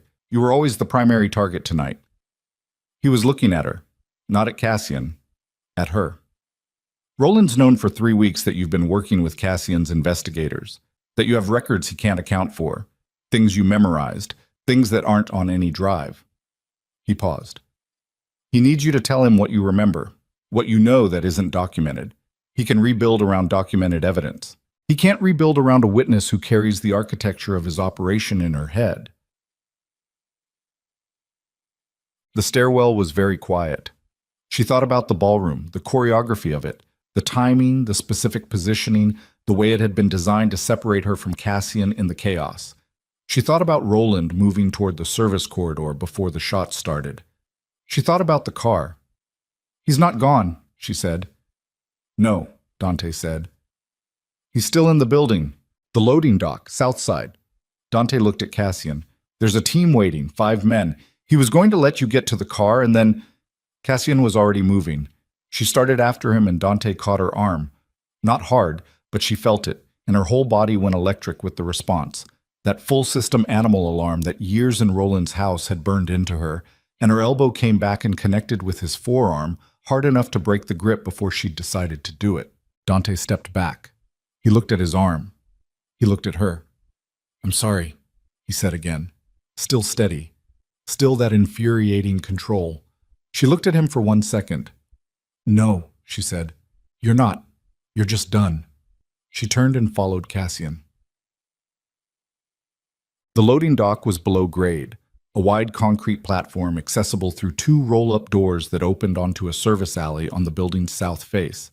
The security man who'd gone ahead of them was down at the base of the final staircase, pressed against the wall with his weapon up, and he held up 4 fingers when he saw them and pointed toward the dock doors. 4 men visible. Roland inside. Cassian took the weapon from the second security man, a clean transfer, no hesitation, and moved to the wall beside the first man. He looked back at her. "Stay here," he said. "No. Seraphine, he has men. You need eyes on the angles." She met his look directly. "I've been in worse rooms with that man than a loading dock. I know how he moves." His jaw tightened. 1 second. Then, "You stay behind the concrete pillar. You don't move into open floor, no matter what you hear." "Okay. Say it back." "Behind the pillar. I don't move." He held her gaze for a fraction of a second longer than was strictly necessary. Then he turned to the door. What happened in the next 4 minutes was not what she'd expected, which was naive of her. She had never actually been in the physical reality of this kind of violence, only its aftermath and its architecture and its consequences. The reality was faster and louder and less legible than anything she'd prepared herself for. Shouted commands, the concussive report of weapons in an enclosed concrete space that made her ears ring immediately, the sounds of impact and movement and men's voices at frequencies she didn't have words for. She pressed her back against the concrete pillar exactly as she'd said she would. She did not move. She heard Roland's voice once, just briefly, over the other sounds, giving a command in the clipped authority of a man who expected to be obeyed. And hearing it did something to her chest that she breathed through deliberately, counting, keeping her body on her side. Then, silence. Not the silence of resolution, the silence of a pause. She came around the pillar. The dock was a wreckage of overturned equipment pallets and shattered fluorescent light fixtures. 2 of Roland's men down. The other 2 retreated to the far end near the roll-up door. Cassian's 2 security men had them in position. Cassian himself was 12 feet from her, his arm extended, the gun in his hand pointed at empty space. He was pointing at empty space. The roll-up door behind the 2 remaining men was half open, raised from outside, and through the gap she could see the service alley's wet pavement and the dim glow of the street beyond. "Where is he?" she said. The security man nearest her turned. His face told her before his words did. "He got through the door during the exchange. There's a vehicle—" "He's gone," Cassian said. His voice was flat, entirely flat. "He had an exit vehicle and he was gone before we cleared the first 2. She stood in the loading dock with the smell of gun smoke and wet concrete, and she understood what that meant in its full dimension. The drive was gone. Roland was gone. The evidence chain was broken, and the man who had built a trafficking empire on the bones of women like her was at this moment in a vehicle moving away from this building through the streets of a city that didn't know what had just happened. Cassian lowered the gun. She looked at his profile and saw what she'd seen in the stairwell, that place past rage. And then she looked at the half-open roll-up door in the wet alley beyond it, and she felt something move through her that she didn't have a word for, something that was composed of all of it. The 2 years of waiting, the 4 years before that, the scars under her clothes, the women she'd never met who'd moved through Roland's network and come out somewhere worse than where they'd started or not come out at all. And it moved through her and settled at the bottom of her chest like ballast. She was not going to fall apart. She was not going to stand in a loading dock and collapse into what this felt like. She was going to think. The backup records, she said. Her voice was steady. She was somewhat amazed by how steady it was. The authenticated copies Priya was building outside Dante's access radius. Tell me those still exist. Cassian turned to look at her. They exist? He said. Where? Secured server. Off-site. Nothing from tonight touched it. Then we're not finished. She held his gaze. The drive was one path. It was the cleanest path. It's gone now. But a case built on backup authentication and witness testimony takes months, years if Roland's lawyers go to work. Maybe. She looked at the open door, at the rain-wet alley. Or maybe we don't try to do it the clean way. He was watching her now with an expression she recognized. The expression he used when she'd said something that recalibrated his picture of the situation. He'll run, she said. Tonight. The plan was to take the drive and disappear. Now he has the drive, but we know he has it, which means he knows the timeline is compressed. He needs to be out of the country before the backup authentication reaches anyone who can act on it. She paused. There's one place he goes first, before he runs. There always is. How do you know that? Because I know him. She looked at Cassian directly. He has a property outside the city, not on record under his name. It's under 3 layers of holding company, none of which connect to Roland Vane in any visible way. I know what it is. I know what happens there. Her voice stayed level and cold and precise. He'll go there to retrieve one specific thing before he runs. Physical records. His insurance policy against every powerful man who's ever used his network. Names, dates, documentation. He keeps it there because it's the one thing he's never trusted to any electronic system. Cassian was absolutely still. If we get there before he leaves, she said, we don't need the drive. We don't need the chain of custody. We have physical documentation that connects every name on that list to what they paid for, and that is not something any lawyer dismantles, because the men on that list would rather burn Roland themselves than let their names reach a federal prosecutor. The loading dock was quiet except for the distant sounds of the city and the soft percussion of rain on the alley pavement outside. You've known about this place the whole time, Cassian said. Yes. Why didn't you tell me? She looked at him. It was a fair question. The answer was the one she'd been carrying since before the wedding, since before any of this, since the moment she understood that telling anyone everything at once was how you ended up with no leverage and no options and no way out. Because if tonight had gone perfectly, she said, I would never have needed to use it. It was the last card. She paused. Tonight didn't go perfectly. He held her gaze. The property, he said. How far? 40 minutes, northwest of the city. A place called Blackthorn Manor. Something moved through his expression, not surprise exactly, more like the terrible click of recognition, the sound of a thing that had always been there finally becoming visible. I know that property, he said. I know you do. She kept her voice even. Women went in there, Cassian, over the years. They went in, and they didn't all come out, and the ones who did came out somewhere they never expected to be. She held his gaze, and she did not let it waver. I need to be there when we take him, not because I want vengeance, because there are things in that building that will only mean anything if someone who understands what they are is present to say so. Someone who can stand in front of a prosecutor and explain exactly what they're looking at. She could feel the argument forming in him, the protective instinct that she'd watched develop over the past 2 weeks, the specific version of it that was both genuine and, at moments, infuriating in its assumption that protection was something you did to a person rather than with them. She spoke before he could. You told me, she said carefully, that your word has kept this organization alive for 14 years. Yes. Then keep your word. You said you'd keep me alive. You didn't say you'd keep me in the car. She looked at him steadily. I've been moving toward that building since I was 17 years old. I am going through its doors tonight. The rain moved against the alley pavement. Cassian looked at her for a long moment, not assessing, not calculating, something else. And she saw in his face the thing she'd first seen at 4 in the morning in the hallway, the thing that was past the performance of who he was and into the territory of who he actually was, which was a man who understood the specific weight of a promise made to someone who had never had enough of them kept. Then we go, he said. She exhaled. We go, she said. The convoy left the city at 11:47. 3 vehicles, 2 armored SUVs and a sedan running interference, moving northwest through rain-soaked streets that were still busy enough to swallow them without comment. Seraphine sat in the back of the lead SUV with Cassian on her left and a man named Ortega on her right.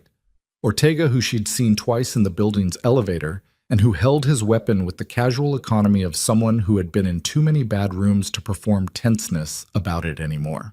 She had changed in the parking structure below the Meridian. One of the female security staff had produced dark trousers, flat-soled boots, a plain black jacket that fit well enough. She'd stripped the burgundy dress off in the back of the SUV without ceremony while they were still underground, and the security woman had looked straight ahead the entire time, which Seraphine appreciated. The drive was 40 minutes if the roads were clean. In the SUV's quiet, with the rain on the windows and the city giving way to the dark arterials of the outer northwest. She ran through it again.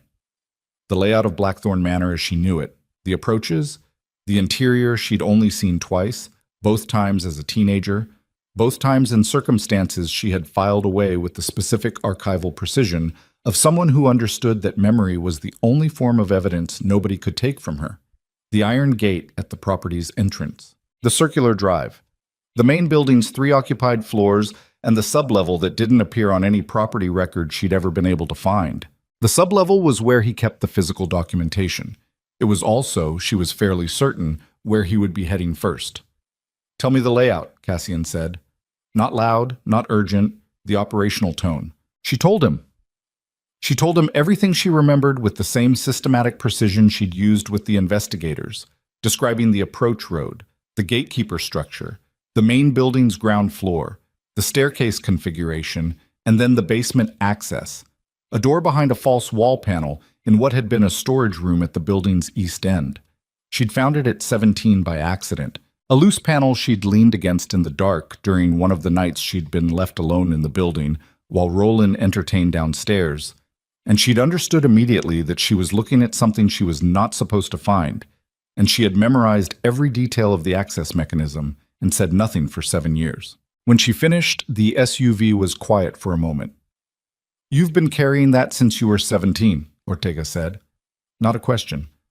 Yes, she said. He didn't say anything else. The respect in it was in the silence. Cassian looked at her. In the dark interior of the vehicle, his face was mostly shadow, but she could see the line of his jaw, the set of it, and the particular quality of his attention toward her that she had come to understand as distinct from every other quality of attention he directed at things. Not the assessing look, not the operational calculation, something that lived in the same territory as what had happened between them at 4 in the morning in the hallway, and had been building since. The thing neither of them had named because naming it was a risk they couldn't price in the middle of everything else. She looked away from him. How many men does he typically run at the property? Cassian said. When I was there as a teenager, 6. Standing security, 2 at the gate, 2 rotating the perimeter, 2 inside. But that was 8 years ago, and he's been paranoid since I married you. She paused. Double it and plan for more. 12 minimum. Yes. We have 9. 9 plus us, she said. He looked at her. She looked back. He turned to the front. 9 plus us, he confirmed. Tamalamo. Blackthorn Manor appeared out of the dark at 12:41. A black iron gate set into a stone wall that ran the length of the property's road frontage, and beyond it the drive curving up through a stand of mature oaks whose bare branches caught the rain and the distant light from the house's upper windows. The gate was closed. There was a guard structure to the left. The convoy stopped 200 meters short. Cassian moved from the SUV fast and low, and Seraphine was right behind him before Ortega could get out first. She heard him exhale, the sound of a man deciding not to argue, and then he was beside her, and the 9 of them were moving through the wet dark along the stone wall toward the gate, with the rain on their backs and the sound of their own boots in the soaked grass. The gate guard didn't have time to make a sound. She didn't watch that part. She moved past it and through the open gate and up the drive with her eyes on the house. Blackthorn Manor was not what its name implied. It wasn't Gothic or dramatic. It was large and Georgian and set into the property with the settled authority of a building that had been expensive for a very long time. The lights in the upper windows told her the 3rd floor was occupied. The ground floor was dark, except for the east wing, which burned with the particular flat brightness of fluorescent light through a covered window. The sublevel access was in the east wing. "He's already down there," she said. Cassian was beside her, or his people are retrieving it for him. "No, he doesn't let anyone else handle it. That's the point of physical records. No chain, no exposure, no one who can be compelled to testify about what they touched." She kept her voice low. "He goes himself." Cassian looked at the house. He looked at Ortega. "Perimeter first. I want the upper floors cleared before we go near the basement access. If he hears us above him and there's a secondary exit—" "There isn't," she said. "There's one way in and one way out. He built it that way deliberately." "You're certain?" "I'm certain." "Then upper floors and ground floor simultaneously. We take the exterior first." He turned to Ortega. "Split the team. 4 on the exterior, 2 on upper floors, 2 on ground. You and I take the east wing." "And her," Ortega said. Cassian looked at her. She looked at him. "She's with me," he said. The next 11 minutes were the longest and most terrible minutes she had experienced since the Vale estate, which she would not have predicted an hour ago. The exterior team moved in a pattern she couldn't fully track from the east wing approach. She heard it in fragments, voices through Cassian's earpiece that she caught the edges of, the specific sounds of encounters that she had no visual reference for and had to file away without letting the gaps in her information pull her attention from what was immediately in front of her. What was immediately in front of her was the east wing door, which one of Cassian's men opened in 30 seconds with tools she hadn't seen him produce, and the interior hallway beyond it, stone-floored, fluorescent lit, smelling of bleach and cold air, and the faint underlayer of something she couldn't name, but her body named for her, every hair on her arms lifting under her jacket sleeves. She had been in this hallway once, 8 years ago. She had been 19 that time, not 17, and she had come to this wing following sounds she'd heard from above, and she'd stood in this exact corridor and seen the door at the end of it. And she had not been able to make herself go further because she was 19 and alone, and had no power and no allies and no weapon except the thing she was storing in her memory. She walked down the hallway now. Her boots were silent on the stone. Cassian was 2 steps ahead of her, and Ortega was behind her, and one more man was behind him, and the hallway was 30 feet, and then a sharp right, and then the storage room. The storage room door was open. The light inside it was on. Cassian stopped at the door jamb. She stopped beside him. They looked into the storage room. Industrial shelving, cardboard file boxes, a concrete floor with a drain at its center, and the false wall panel was open, swung outward on a hinged mechanism, revealing the concrete staircase beyond it descending into light. Voices below. 2 of them. One was Roland's. Cassian's hand came up, flat palm, hold position. He turned to Ortega and communicated something with his eyes that she didn't have the language for, and Ortega nodded and moved to a different position in the room, and then Cassian looked at her. She pointed down. He held her gaze for 1 second. She pointed down again. He turned and went through the panel. The sublevel was a single room, 15 by 20 feet, with a ceiling low enough that Cassian had to angle his head slightly as he moved through the doorway. It was lit by 2 bare bulbs on a central fixture, and the walls were lined with metal shelving units holding labeled binders and archival boxes that were themselves labeled with a system of dates and codes that she recognized. She had never seen the contents, but she had understood the filing system from the brief glimpse she'd gotten at 19, and seeing it here now, fully real, sent a current through her that she managed by breathing. Roland was at the far end of the room. He had a large aluminum case open on the central work table and was transferring binders into it. Not rushed, but efficient. The controlled efficiency of a man who had planned this contingency and was executing it. His back was to the staircase. Beside him stood a single man. Bodyguard, big, positioned between Roland and the door with the awareness of someone whose only job was the awareness. The bodyguard saw them first. What happened in the next 45 seconds was chaos compressed into its most essential form. The bodyguard moved, and Cassian moved, and the aluminum case went sideways off the table, and binders slid across the concrete floor, and the bodyguard's weapon discharged once into the ceiling before Ortega was on him, and the sound in that enclosed concrete space was physical. A pressure wave that hit Seraphine in the chest and left her ears ringing. She didn't freeze. She moved to the table. The aluminum case was on the floor, contents partially spilled. She went to her knees and began pulling binders toward her, checking labels with her fingers, sorting by the date system she recognized. Behind her, she heard Roland's voice. "Seraphine." She didn't turn around. "I'd like you to stand up," he said. She continued sorting. Her hands were absolutely steady. Later she would marvel at that, at the specific quality of her own steadiness in that room, in front of that voice. She had spent years shaking in that voice's presence. She did not shake now. "Stand up," Roland said again. And this time there was the flat sound of a weapon being cocked. And she heard Cassian's voice say something low and deliberate. And she understood from the quality of it that the situation had reconfigured while she was sorting binders, and she needed to look at it now. She stood up. She turned around. Roland had a gun. It was pointed at Cassian, who was 8 feet from him with his own weapon raised, and the two of them were positioned in the geometry of a standoff, balanced, neither able to move without the other having a clear moment of advantage. Ortega was against the far wall with his weapon trained on Roland, but Roland had positioned himself with the shelving unit partially at his back, and the angle made a clean shot complicated. She looked at Roland. He had aged since the last time she'd seen him, which was not something she had expected to notice, and definitely not something she had expected to feel anything about, but she noticed it. The additional lines in his face, the gray that had finished taking over his temples. He was still large, still carried himself with the absolute certainty of authority, and his eyes, when they moved to her, were the same eyes they had always been. Not cruel, not sadistic in any obvious way, which was the most disturbing thing about him. They were the eyes of a man who had simply categorized certain things as permissible and had never revisited that categorization.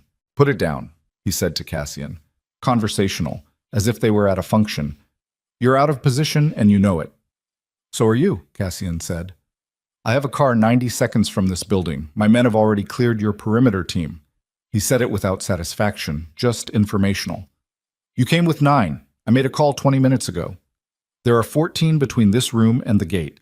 Seraphine looked at Cassian. She could see him processing it, weighing it, and she knew what he was calculating because she was calculating it too. Whether the perimeter report was real or bluff, what the actual status of the exterior team was, whether the 9 seconds it would take Roland to reach the staircase were 9 seconds Ortega could work with from his current angle. "Your network is already dismantled," she said. Roland's eyes moved to her. "Not the evidence from tonight," she said. "The documentation we've been building for 3 months, the authenticated records that have nothing to do with that drive." She kept her voice steady, direct, exactly the tone she used in conference rooms. "Federal prosecutors have a preliminary file. It doesn't need tonight's evidence to begin. It just needs time, and you running means time is the one thing you're giving them." Something moved through his face. A compression, rapidly controlled. "You're bluffing," he said. "Think about whether you believe that." He looked at her for a long moment, and she could see it. Not uncertainty exactly, but the first crack in the absolute authority. The first moment of having to actually assess rather than assume. Roland Vane had spent a lifetime in rooms where he held every variable. He was not comfortable with the experience of not knowing. "You were always smarter than I gave you credit for," he said. It was not a compliment. It was an autopsy finding. "Yes," she said, "I was." "You survived me," he said. "I'll give you that. I was certain you wouldn't. A few times I was very certain." The room was absolutely silent, except for the sound of rain somewhere above them, filtering through the building's old bones. The bare bulbs buzzed their slight buzz.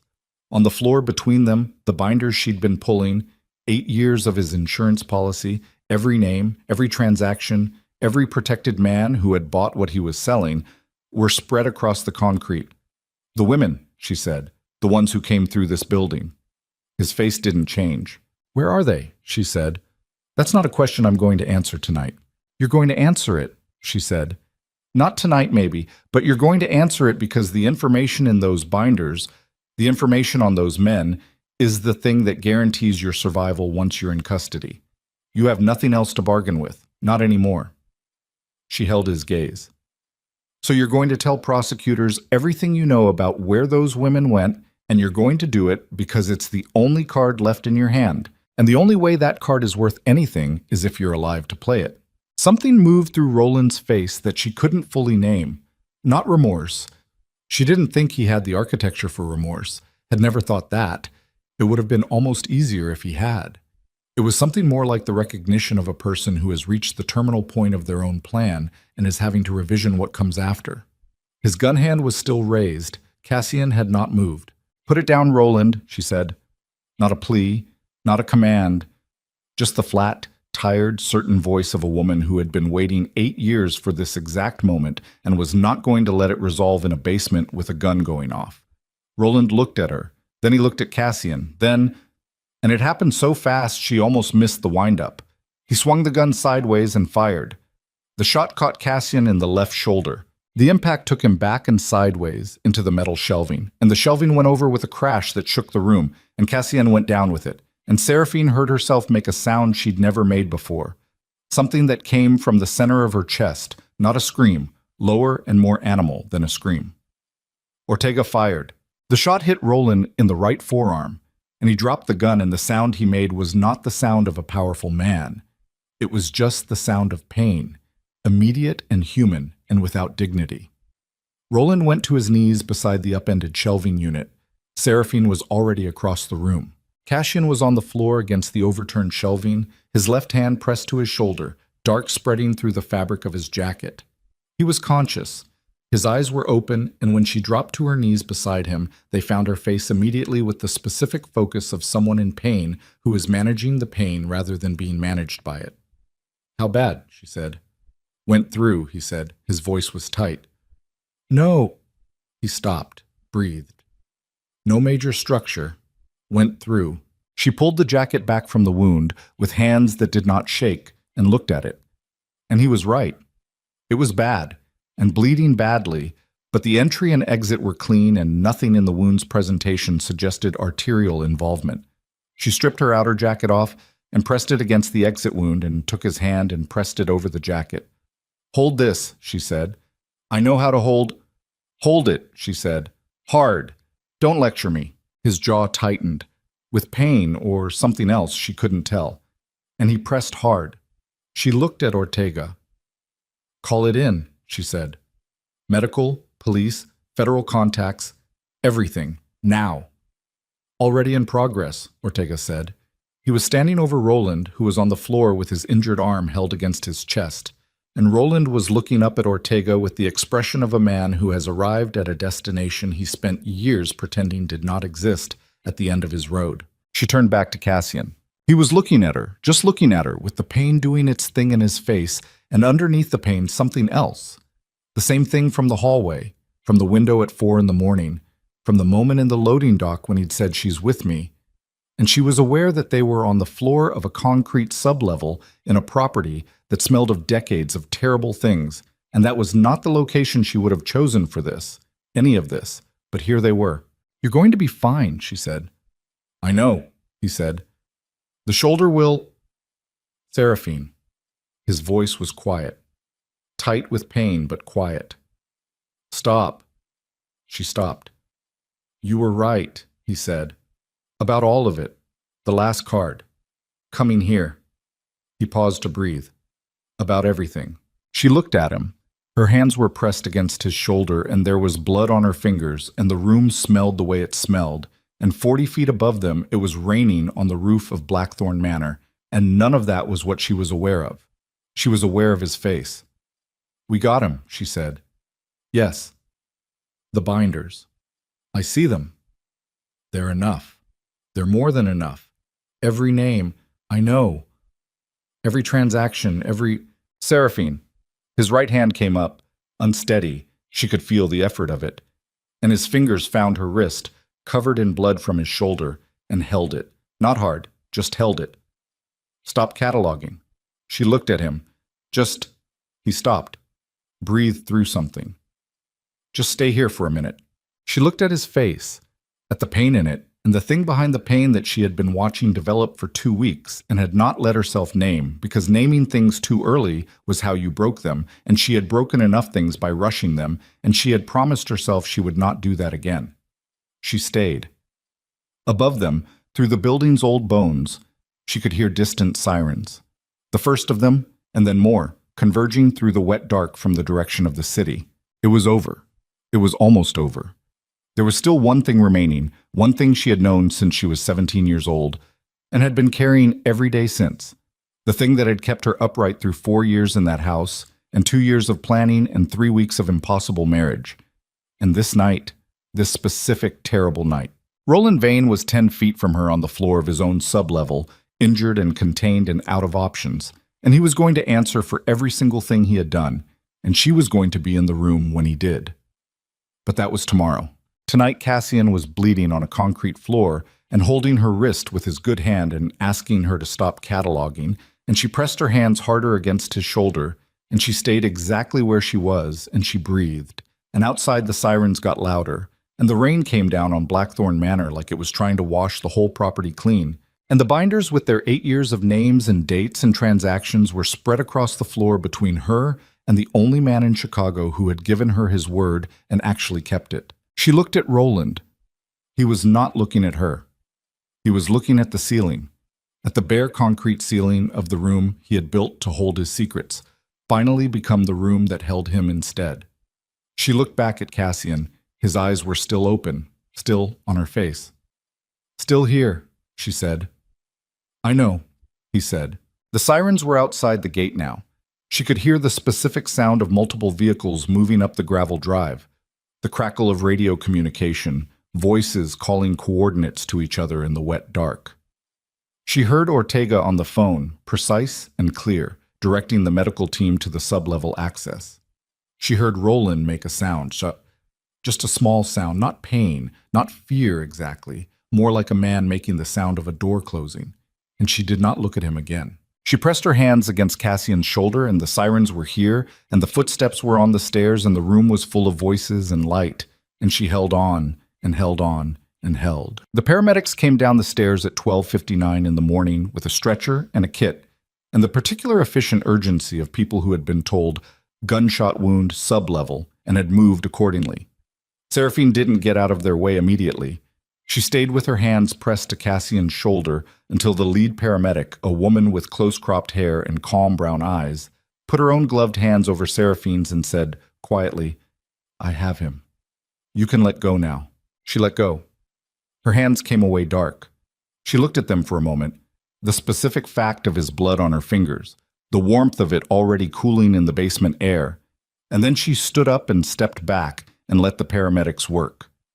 Cassian didn't take his eyes off her while they worked on him. She didn't look away either. Across the room, 2 federal agents she didn't recognize had Roland Vane on his feet, his injured arm treated and bound, his face composed into the particular blankness of a man who had decided that the version of this story that served him best was the one where he said nothing at all until he had lawyers present. He was good at that face. She had watched him wear it at Vale Estate functions for years, at press events, at the kind of dinners where everyone present understood that certain things were not spoken about, and it had always been effective because the people looking at it wanted to believe what it presented. The agents looking at him now didn't want to believe anything. They looked at him the way people looked at something they intended to take apart thoroughly. When Roland was moved toward the stairs, he passed within 6 feet of her. He didn't look at her.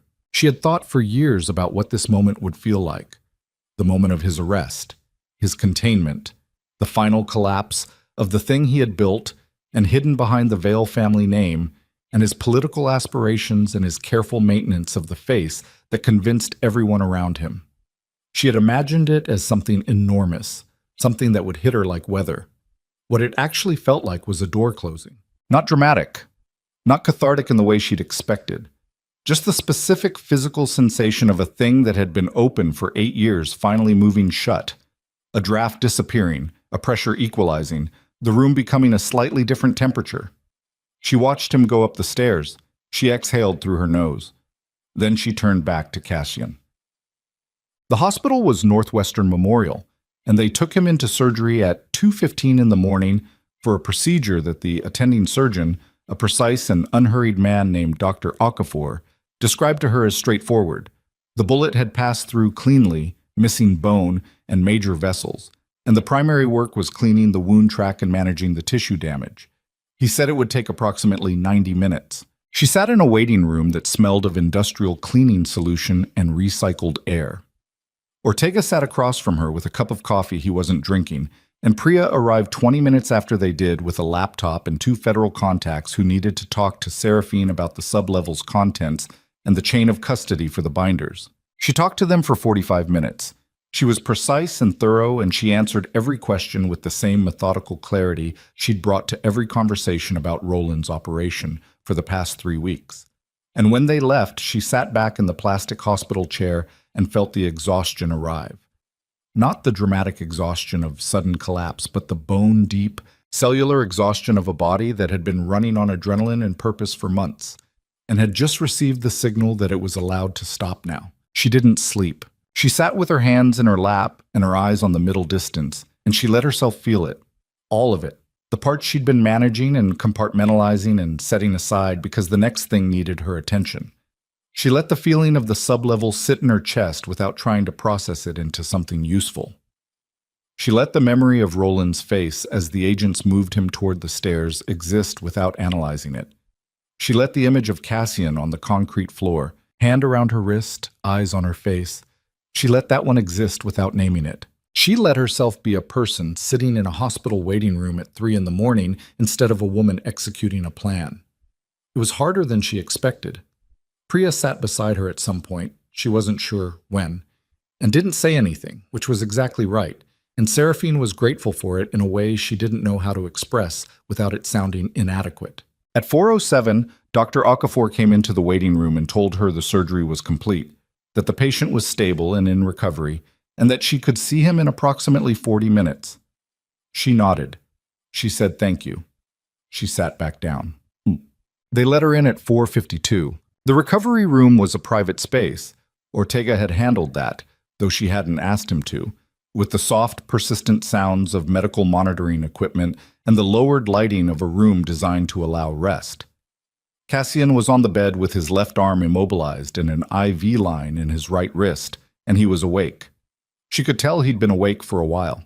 His eyes found her the moment she came through the door, and they held the quality of someone who had been lying in a quiet room with nothing to do but think, and who had been thinking. She pulled the chair close to the bed and sat. "How bad is the pain?" she said. "Managed?" His voice was rougher than usual. Residual anesthesia, she thought, or the specific rawness of a night like this one. "Don't fuss." "I'm not fussing, I'm asking a factual question." Managed is a factual answer. She looked at him. He looked at her. Between them, the monitors kept their soft time. "Roland is in federal custody," she said. "The binders are in evidence. Priya's contacts confirmed they are." Her word was comprehensive. Every name, every transaction, dates going back 11 years. She paused. 11 years, Cassian. That's how long he documented it. His own insurance policy against every man he'd ever provided a service to. He built leverage on everyone who ever used him, Cassian said. It was his real business. The network was one income stream. The documentation was power. She looked at her hands, which were clean now, but whose ghost she could still feel. He thought it was protection. In the end, it's everything a prosecutor needs to dismantle not just him, but every person who enabled him. Cassian was quiet for a moment. The alderman, Cartwright. His name is in the binders. The federal judges. 2 of them. Yes. Another pause. Your father, he said carefully. She had been waiting for this. The documentation covers the years Roland was running the network, she said. My father died before Roland fully systematized it. His involvement was, it's more complicated than I understood. She stopped. organized what she wanted to say. My father was not innocent. I stopped believing that when I was about 20. He knew things. He looked away from things. The business arrangements he had with Roland were, he had to have known, at some level, what Roland was. She looked at the wall. But the documentation in those binders ends before the period of what Roland did specifically to me. And I have spent a long time trying to figure out whether my father would have... She stopped again. You don't have to figure that out tonight, Cassian said. I know. She brought her eyes back to him. I'm not sure I ever have to figure it out. Some questions don't have clean answers, and making peace with that is its own kind of resolution. He looked at her steadily. Is that what you actually believe, or is that what you've decided to believe? It was the kind of question she'd come to expect from him, the one that went straight past the presentable answer to the question behind it. She thought about it honestly. Both, she said finally. In my experience, those are often the same thing. Something in his face, not quite a smile, the quality of one, the particular softening that she'd learned to read as his version of it. Dante, she said. The softening went away. He's gone, Cassian said. He ran from the stairwell. We don't have him yet. You will. Yes. The word was quiet and flat, and she understood what it contained. Cassian. She held his gaze. Whatever you decide to do with Dante, that's not something I'm going to speak to. That's yours. She paused. But whatever you decide it because it serves something, not just because of how much it hurts. He looked at her for a long time. 9 years, he said. I know. I know. She didn't say anything else.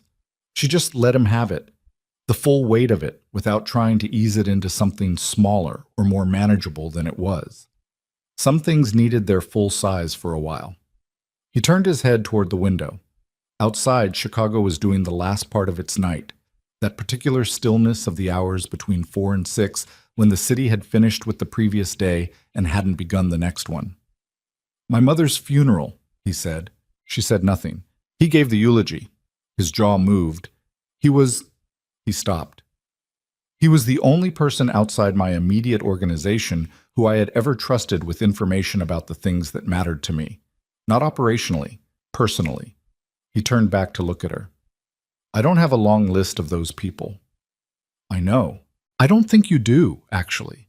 I think you understand it intellectually, and I don't think you know it the way I know it because you haven't seen the list I have, the length of it. She looked at him. He looked back. Tell me, she said. He was quiet for a moment. She thought he wouldn't. He was not a person who spoke about himself without strong reason, and the specific vulnerability of a recovery room bed at 5 in the morning was exactly the kind of condition that would put his defenses up rather than lower them. But he said, my father left when I was 8. Not left, he was removed.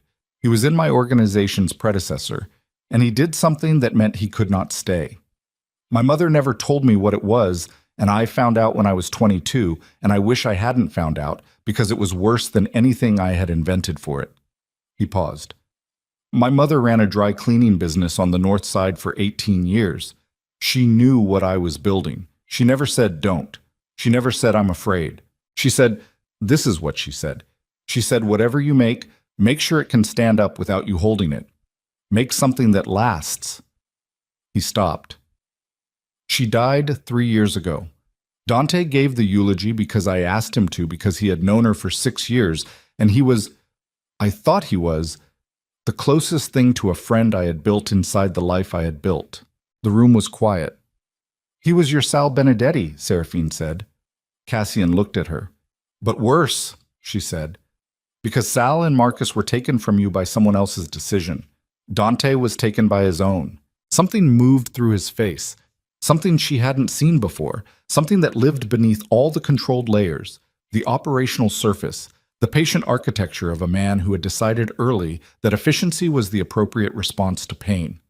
Something raw and human and not managed at all.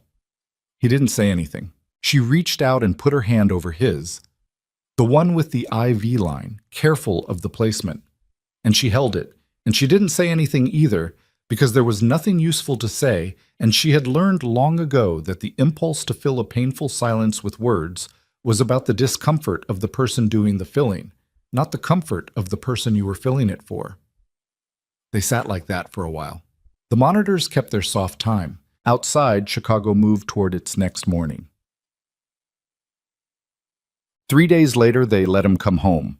He walked into the penthouse under his own power, which he had been adamant about since the second day.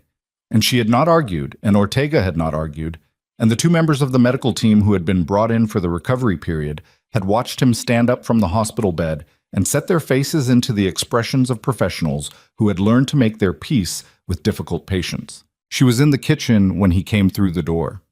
She heard the elevator, heard Ortega's voice, and then the specific sound of Cassian's footsteps. She had learned them, apparently, at some point during the 3 weeks before the gala without being conscious of learning them, and she poured a second coffee and set it at the end of the counter. He came into the kitchen.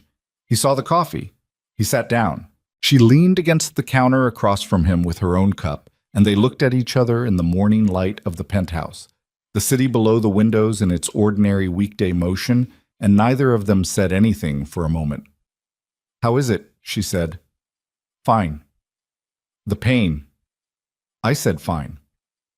"You said managed in the hospital, and we established that managed is a factual answer.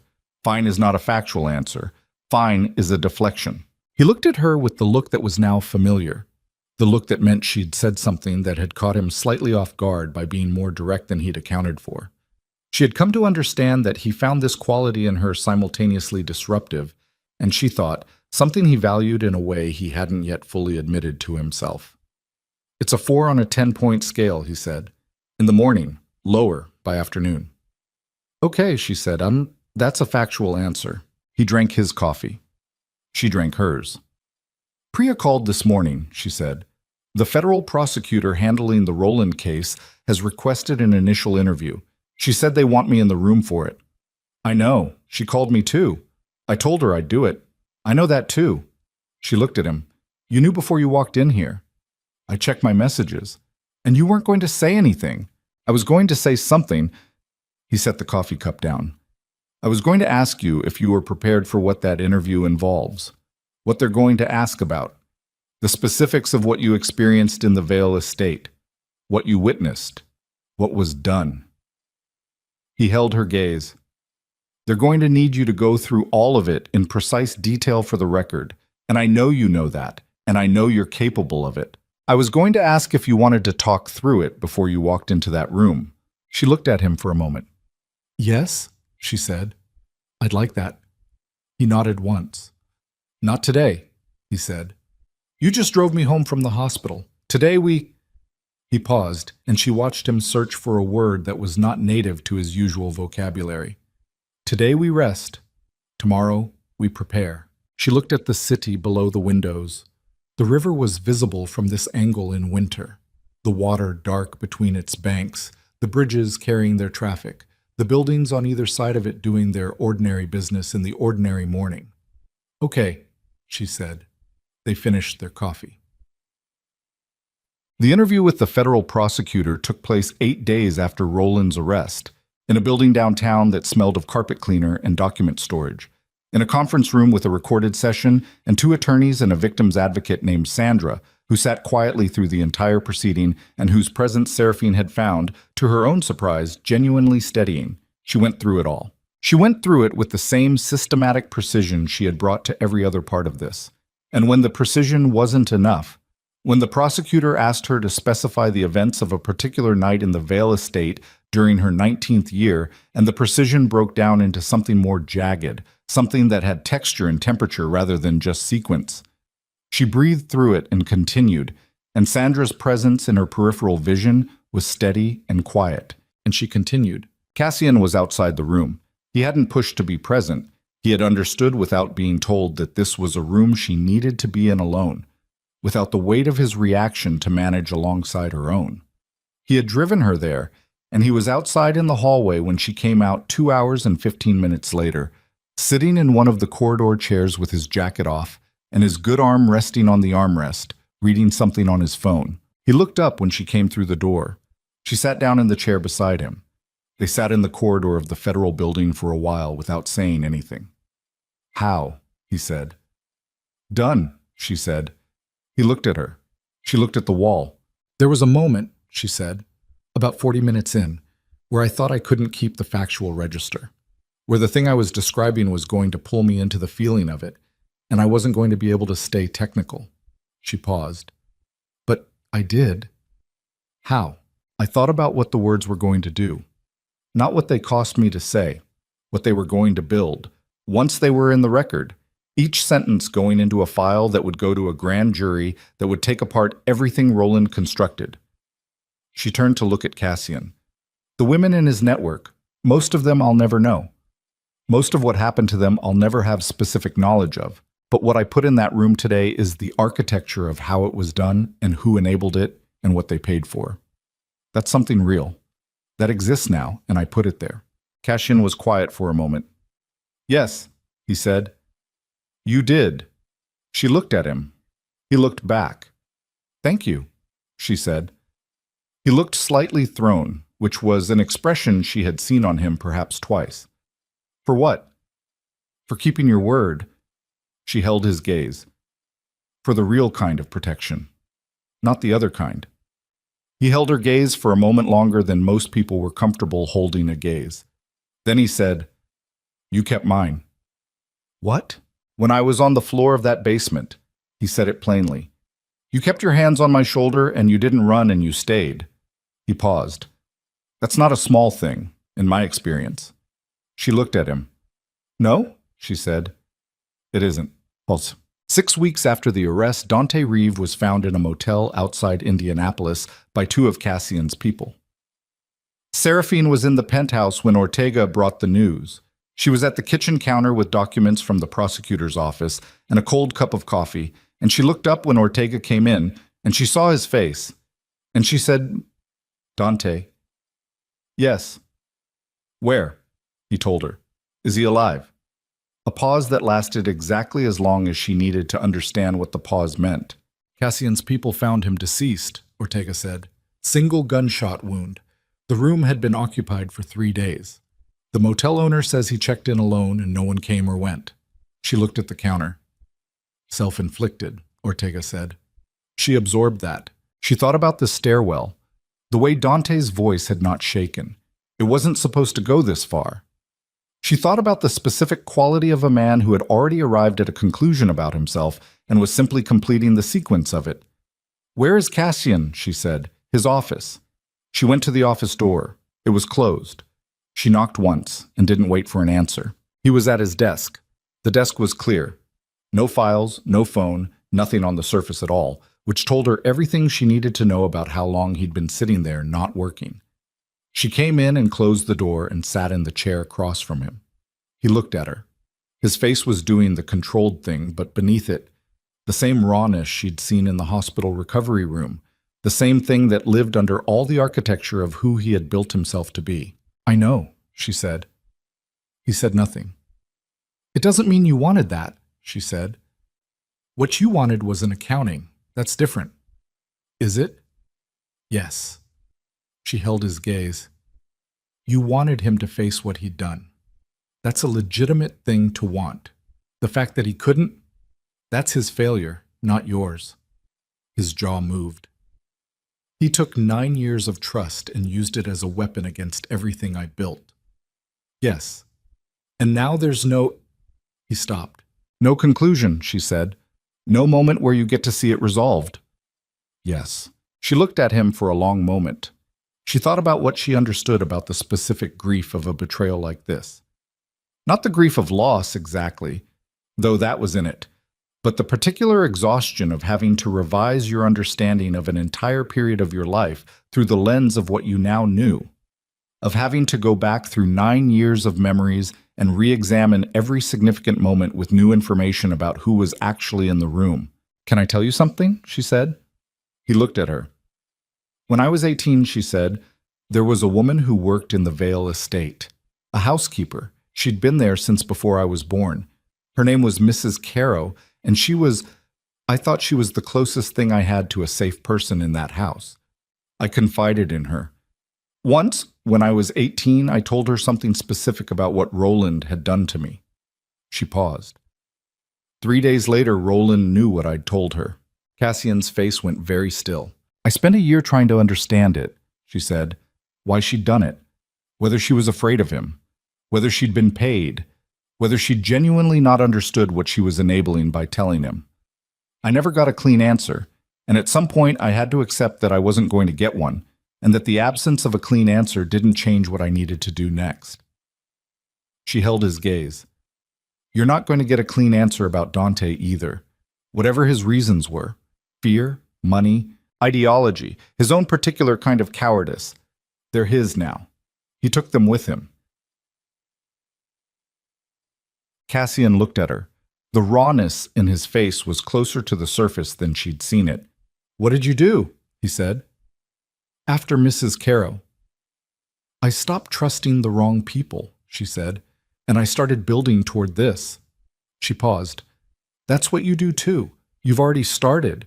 The organization, the changes you've been making to how it operates, the things you've been moving away from. That's the answer to Dante. Not a clean conclusion, just the next thing, built better. The office was quiet. Outside the windows, Chicago was doing its February thing. Gray sky, ice on the river, the city insisting on itself anyway with the particular stubbornness of a place that had been through worse and knew it. Cassian looked at his desk, then at the window, then back at her. Come here, he said. She looked at him. Come here, he said again. And it wasn't a command, it wasn't operational, it was the quietest thing she had ever heard him say, and it had absolutely no armor in it. She got up and came around the desk, and he reached up with his good arm, and his hand found her forearm, and he held on to it with the grip of a man who was not accustomed to reaching for things, and had reached anyway, and she stood beside him and put her free hand on the top of his head, the way you put your hand on someone's head when words aren't the right tool for the thing that's happening, and she let him hold her arm, and she stood there, and she didn't move. They stayed like that for a long time. In March, Roland Vane was indicted on 47 federal counts. The indictment was unsealed on a Tuesday morning, and by noon it was the only story in Chicago. The specific nature of the charges, the scope of the trafficking network, the names of the powerful men documented in the Blackthorn sub-level binders, the duration of the operation, hit the city with the quality of something that people had perhaps suspected at the edges and had not known how to look at directly until the documentation existed that forced them to look. Seraphine watched the news coverage from the penthouse with coffee in her hands, and a strange, calm feeling that she didn't immediately recognize and then understood was relief, the specific relief of a person who has been carrying a weight for a long time and has set it down somewhere it will actually be held, somewhere it won't be lost or buried or explained away. Cassian was beside her. He watched the coverage with his usual stillness. When the reporter on screen began reading the names from the indictment, the aldermen, the judges, the political figures who had been present at Vale Estate functions and Roland Vane events for years, she felt the quality of his attention sharpen. Your father knew 2 of those men, he said. Yes. Well, yes. She kept her eyes on the screen. I've thought about whether I need to do something with that, whether there's a statement I should make or a clarification I owe someone. She paused. I don't think I do.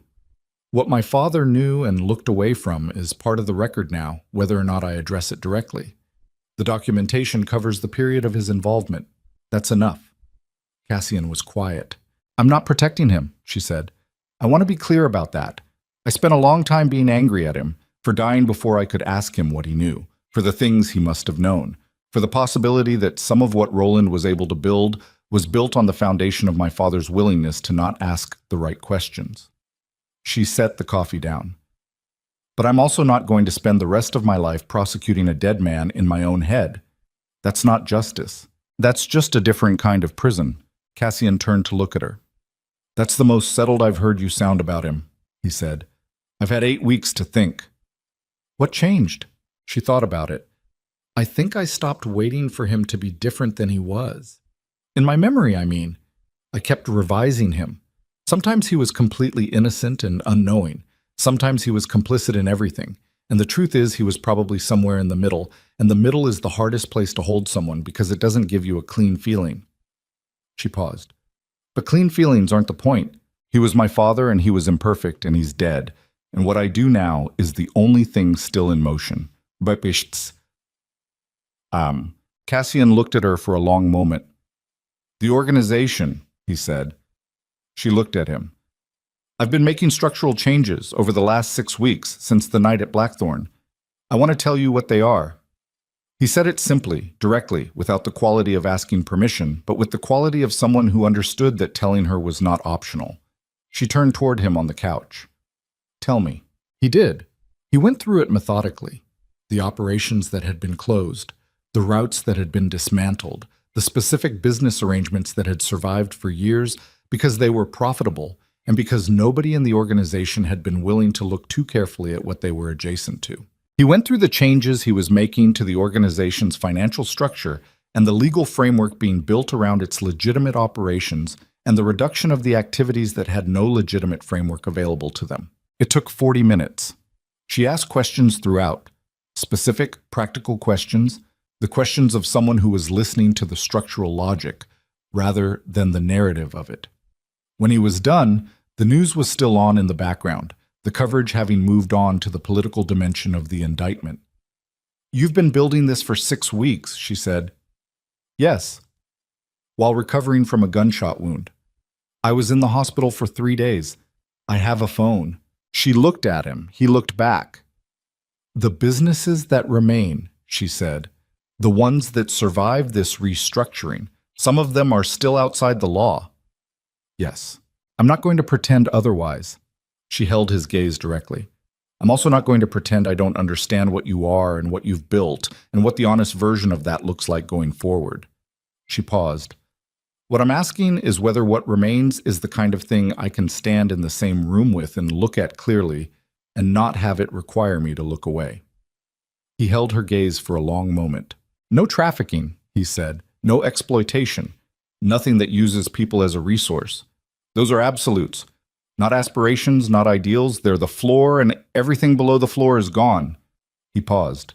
What remains is territory, money, the management of certain markets that governments have decided to prohibit, but that exist regardless of prohibition.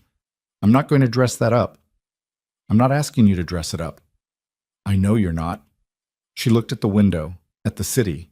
I can stand in that room, she said. He exhaled.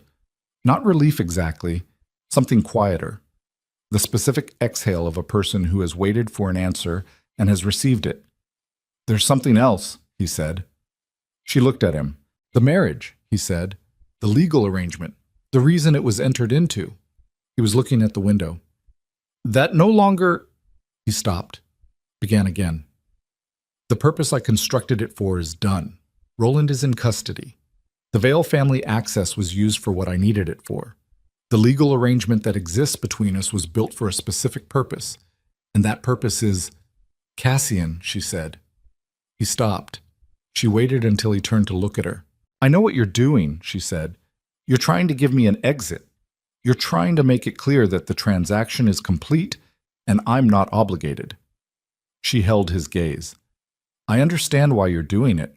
I even understand that you think it's the right thing to do, that releasing me from the arrangement is something you owe me. He said nothing. But I'm going to need you to stop, she said, because the way you're constructing this, as a transaction concluding, as an exit being offered, is not honest to what this actually is. And I've spent too long in circumstances that required me to accept the dishonest version of things, to accept it voluntarily now. His jaw moved. What is it actually? She looked at him, at the face she had learned over 3 weeks and a night at Blackthorn, and 8 weeks of recovery, and the specific landscape of him in the early morning and the late night, and the difficult middle parts of things. Something that started wrong, she said, and became real anyway, against every reasonable probability. She paused. I'm not interested in the exit. I'm interested in what comes after the exit that neither of us takes. He looked at her for a long time, the thing she'd watched develop over 3 weeks, the thing she'd refused to name because naming it early was how you broke it. She let herself name it now. Not out loud. Just internally, in the private part of her that had always known what it was and had been waiting for the conditions to be right for the knowing to be safe. She watched the same thing happen in his face.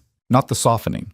Something deeper than the softening. something that went all the way down through the controlled layers and the operational surface and the long history of a man who had decided early that efficiency was the appropriate response to pain, something that reached the part of him that was none of those things, that was just a person who had had too little of too many things and had stopped expecting to receive them. He reached out with his good hand and he touched her face, just his fingers against her jaw, the lightest possible contact, the kind of touch that asked a question rather than stating a conclusion. She turned into it. That was her answer. Chet. The snow came in late March. It was unusual, a last refusal from a winter that hadn't finished saying what it had to say. And it fell across the city in the kind of clean, heavy blanket that quieted everything, that made Chicago look, for a few hours, like a photograph of itself rather than the real thing. Seraphine stood on the penthouse balcony in the early morning with a cup of coffee and watched it come down. The city below was white and still. The river was a dark seam through the white. The bridges carried their thin traffic. Somewhere in a federal detention facility on the city's south side, Roland Vane was in a cell, and the legal machinery that was going to define the remainder of his life was already in full motion and would not stop. Somewhere in the country, a ghost named Dante Reeve had already been laid to rest in a small private ceremony that Cassian had paid for without being asked, and had not attended and had not spoken about. And she had not asked him to speak about it, and she thought that the paying for it was its own kind of complicated, honest thing.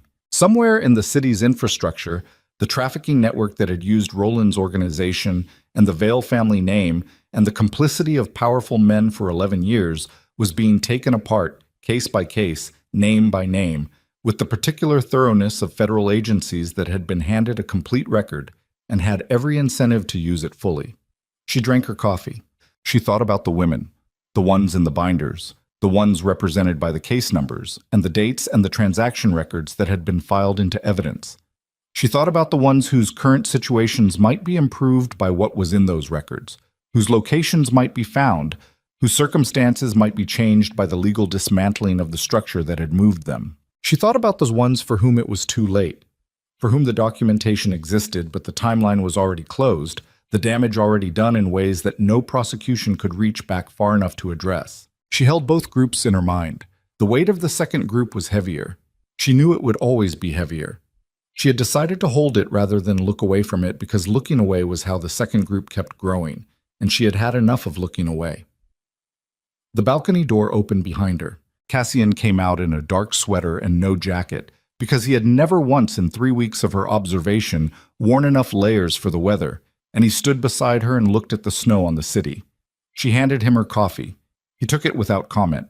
They stood side by side, looking at Chicago under its late snow, and she thought about a night 3 months ago when she had walked down a different aisle in a silk dress that felt like a burial shroud, and a man had leaned close during a vow and said something that was meant to be the beginning of her undoing. She thought about what that man knew then and what he knew now, and the specific distance between those two knowings. "I need to find a prosecutor for the civil cases," she said. "The women who can be located from the documentation. There should be civil claims alongside the criminal prosecution. The financial compensation from Roland's estates and holdings, there's a significant amount there, and it should go somewhere specific." Cassian turned to look at her. "I know someone," he said. "I assumed you did. It's going to take time." "I know. Years, possibly, before—" "I know, Cassian." She looked at him. "I'm not in a hurry. I'm in a direction." She paused. "There's a difference." He looked at her steadily. "The foundation," he said. "The Moretti Foundation. The legitimate one, the education work. It could be restructured, the mandate expanded. Something that addresses the specific infrastructure failure that allows operations like Roland's to function. Legal support, housing, access to advocacy." He said it the way he said things that mattered to him, not with enthusiasm, with precision, as if making sure the proposition was structurally sound before presenting it. There would be significant funding available from the reorganization of the organization's holdings. She looked at him. "You've been thinking about this," she said. "Since the hospital. 3 days after being shot. I told you I have a phone." She looked at him. He looked at her. Something in her chest expanded. Not warmth exactly, more like the specific feeling of a space that had been contracted for a long time, discovering it was allowed to open.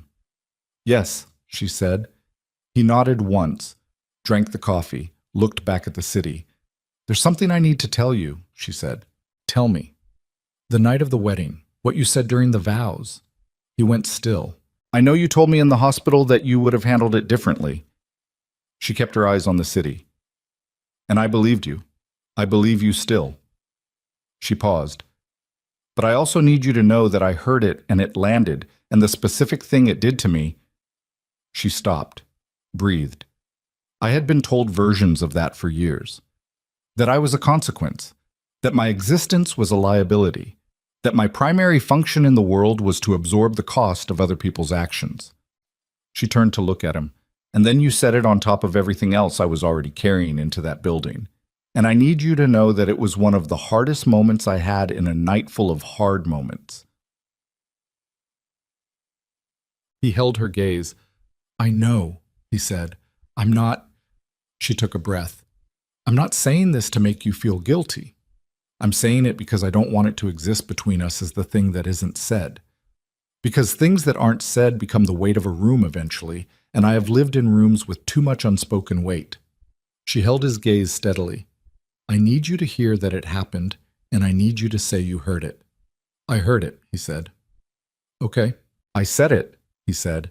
I said it to a woman I didn't know, about sins that weren't hers, in the middle of an act I constructed entirely from my own anger about a man who was already dead. He said it directly, without flinching away from the specific contour of it. I heard what I said the moment I said it, and I have thought about it every day since. He paused. I cannot give it back, I know that. She looked at him. No, she said, but you can be the person who doesn't say it again to anyone. A long pause. Yes, he said, that I can do. She looked at the city. The snow was still falling, slower now, in larger flakes, the kind that came at the end of a storm when it had finished being urgent and was just completing itself.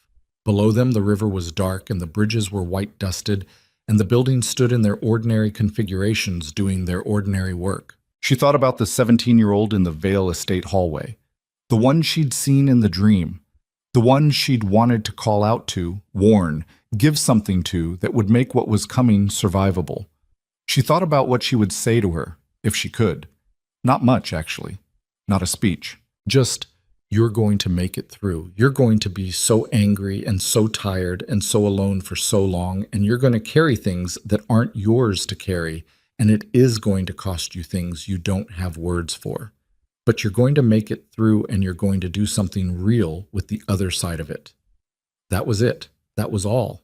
She put her hand on Cassian's arm, not the injured shoulder, the other one, her palm against the dark fabric of his sweater, feeling the warmth of him underneath it. And she felt him turn toward her slightly, the weight of him shifting, the particular way he moved toward things he had decided to stop moving away from. It's cold, she said. I know. We should go inside. In a minute, he said. She looked at him. He was looking at the city, at the snow on the river and the white quiet of the early morning and the bridges carrying their thin traffic through the end of the storm. I married you to destroy your life, he said. He said it quietly, plainly, as a statement of fact, not self-flagellating, not performing remorse, just holding the fact of it in the air between them where it could be looked at clearly. She held his gaze. I know, she said. And instead, he stopped. Something moved through his face, past the controlled layers, all the way down to the part of him that had been waiting, she thought, for a long time to be allowed to be something other than what the years had made necessary. Instead, you became the only reason I still have a soul worth saving. She looked at him for a long moment. The snow came down. She reached up and put her scarred hand flat against his chest, directly over his heartbeat, and she felt it, steady, present, real. And she held it there, and he covered her hand with his, and neither of them said anything, because there was nothing left to say that the two of them standing in the snow at the top of the city didn't already say better. The city moved through its mourning below them. The storm finished itself, and for the first time since any of it had begun, neither of them felt haunted by the shape of what they'd survived. They just felt the cold and the warmth and the specific weight of a hand placed deliberately over a heartbeat. They just felt that. And it was enough. It was more than enough. It was everything.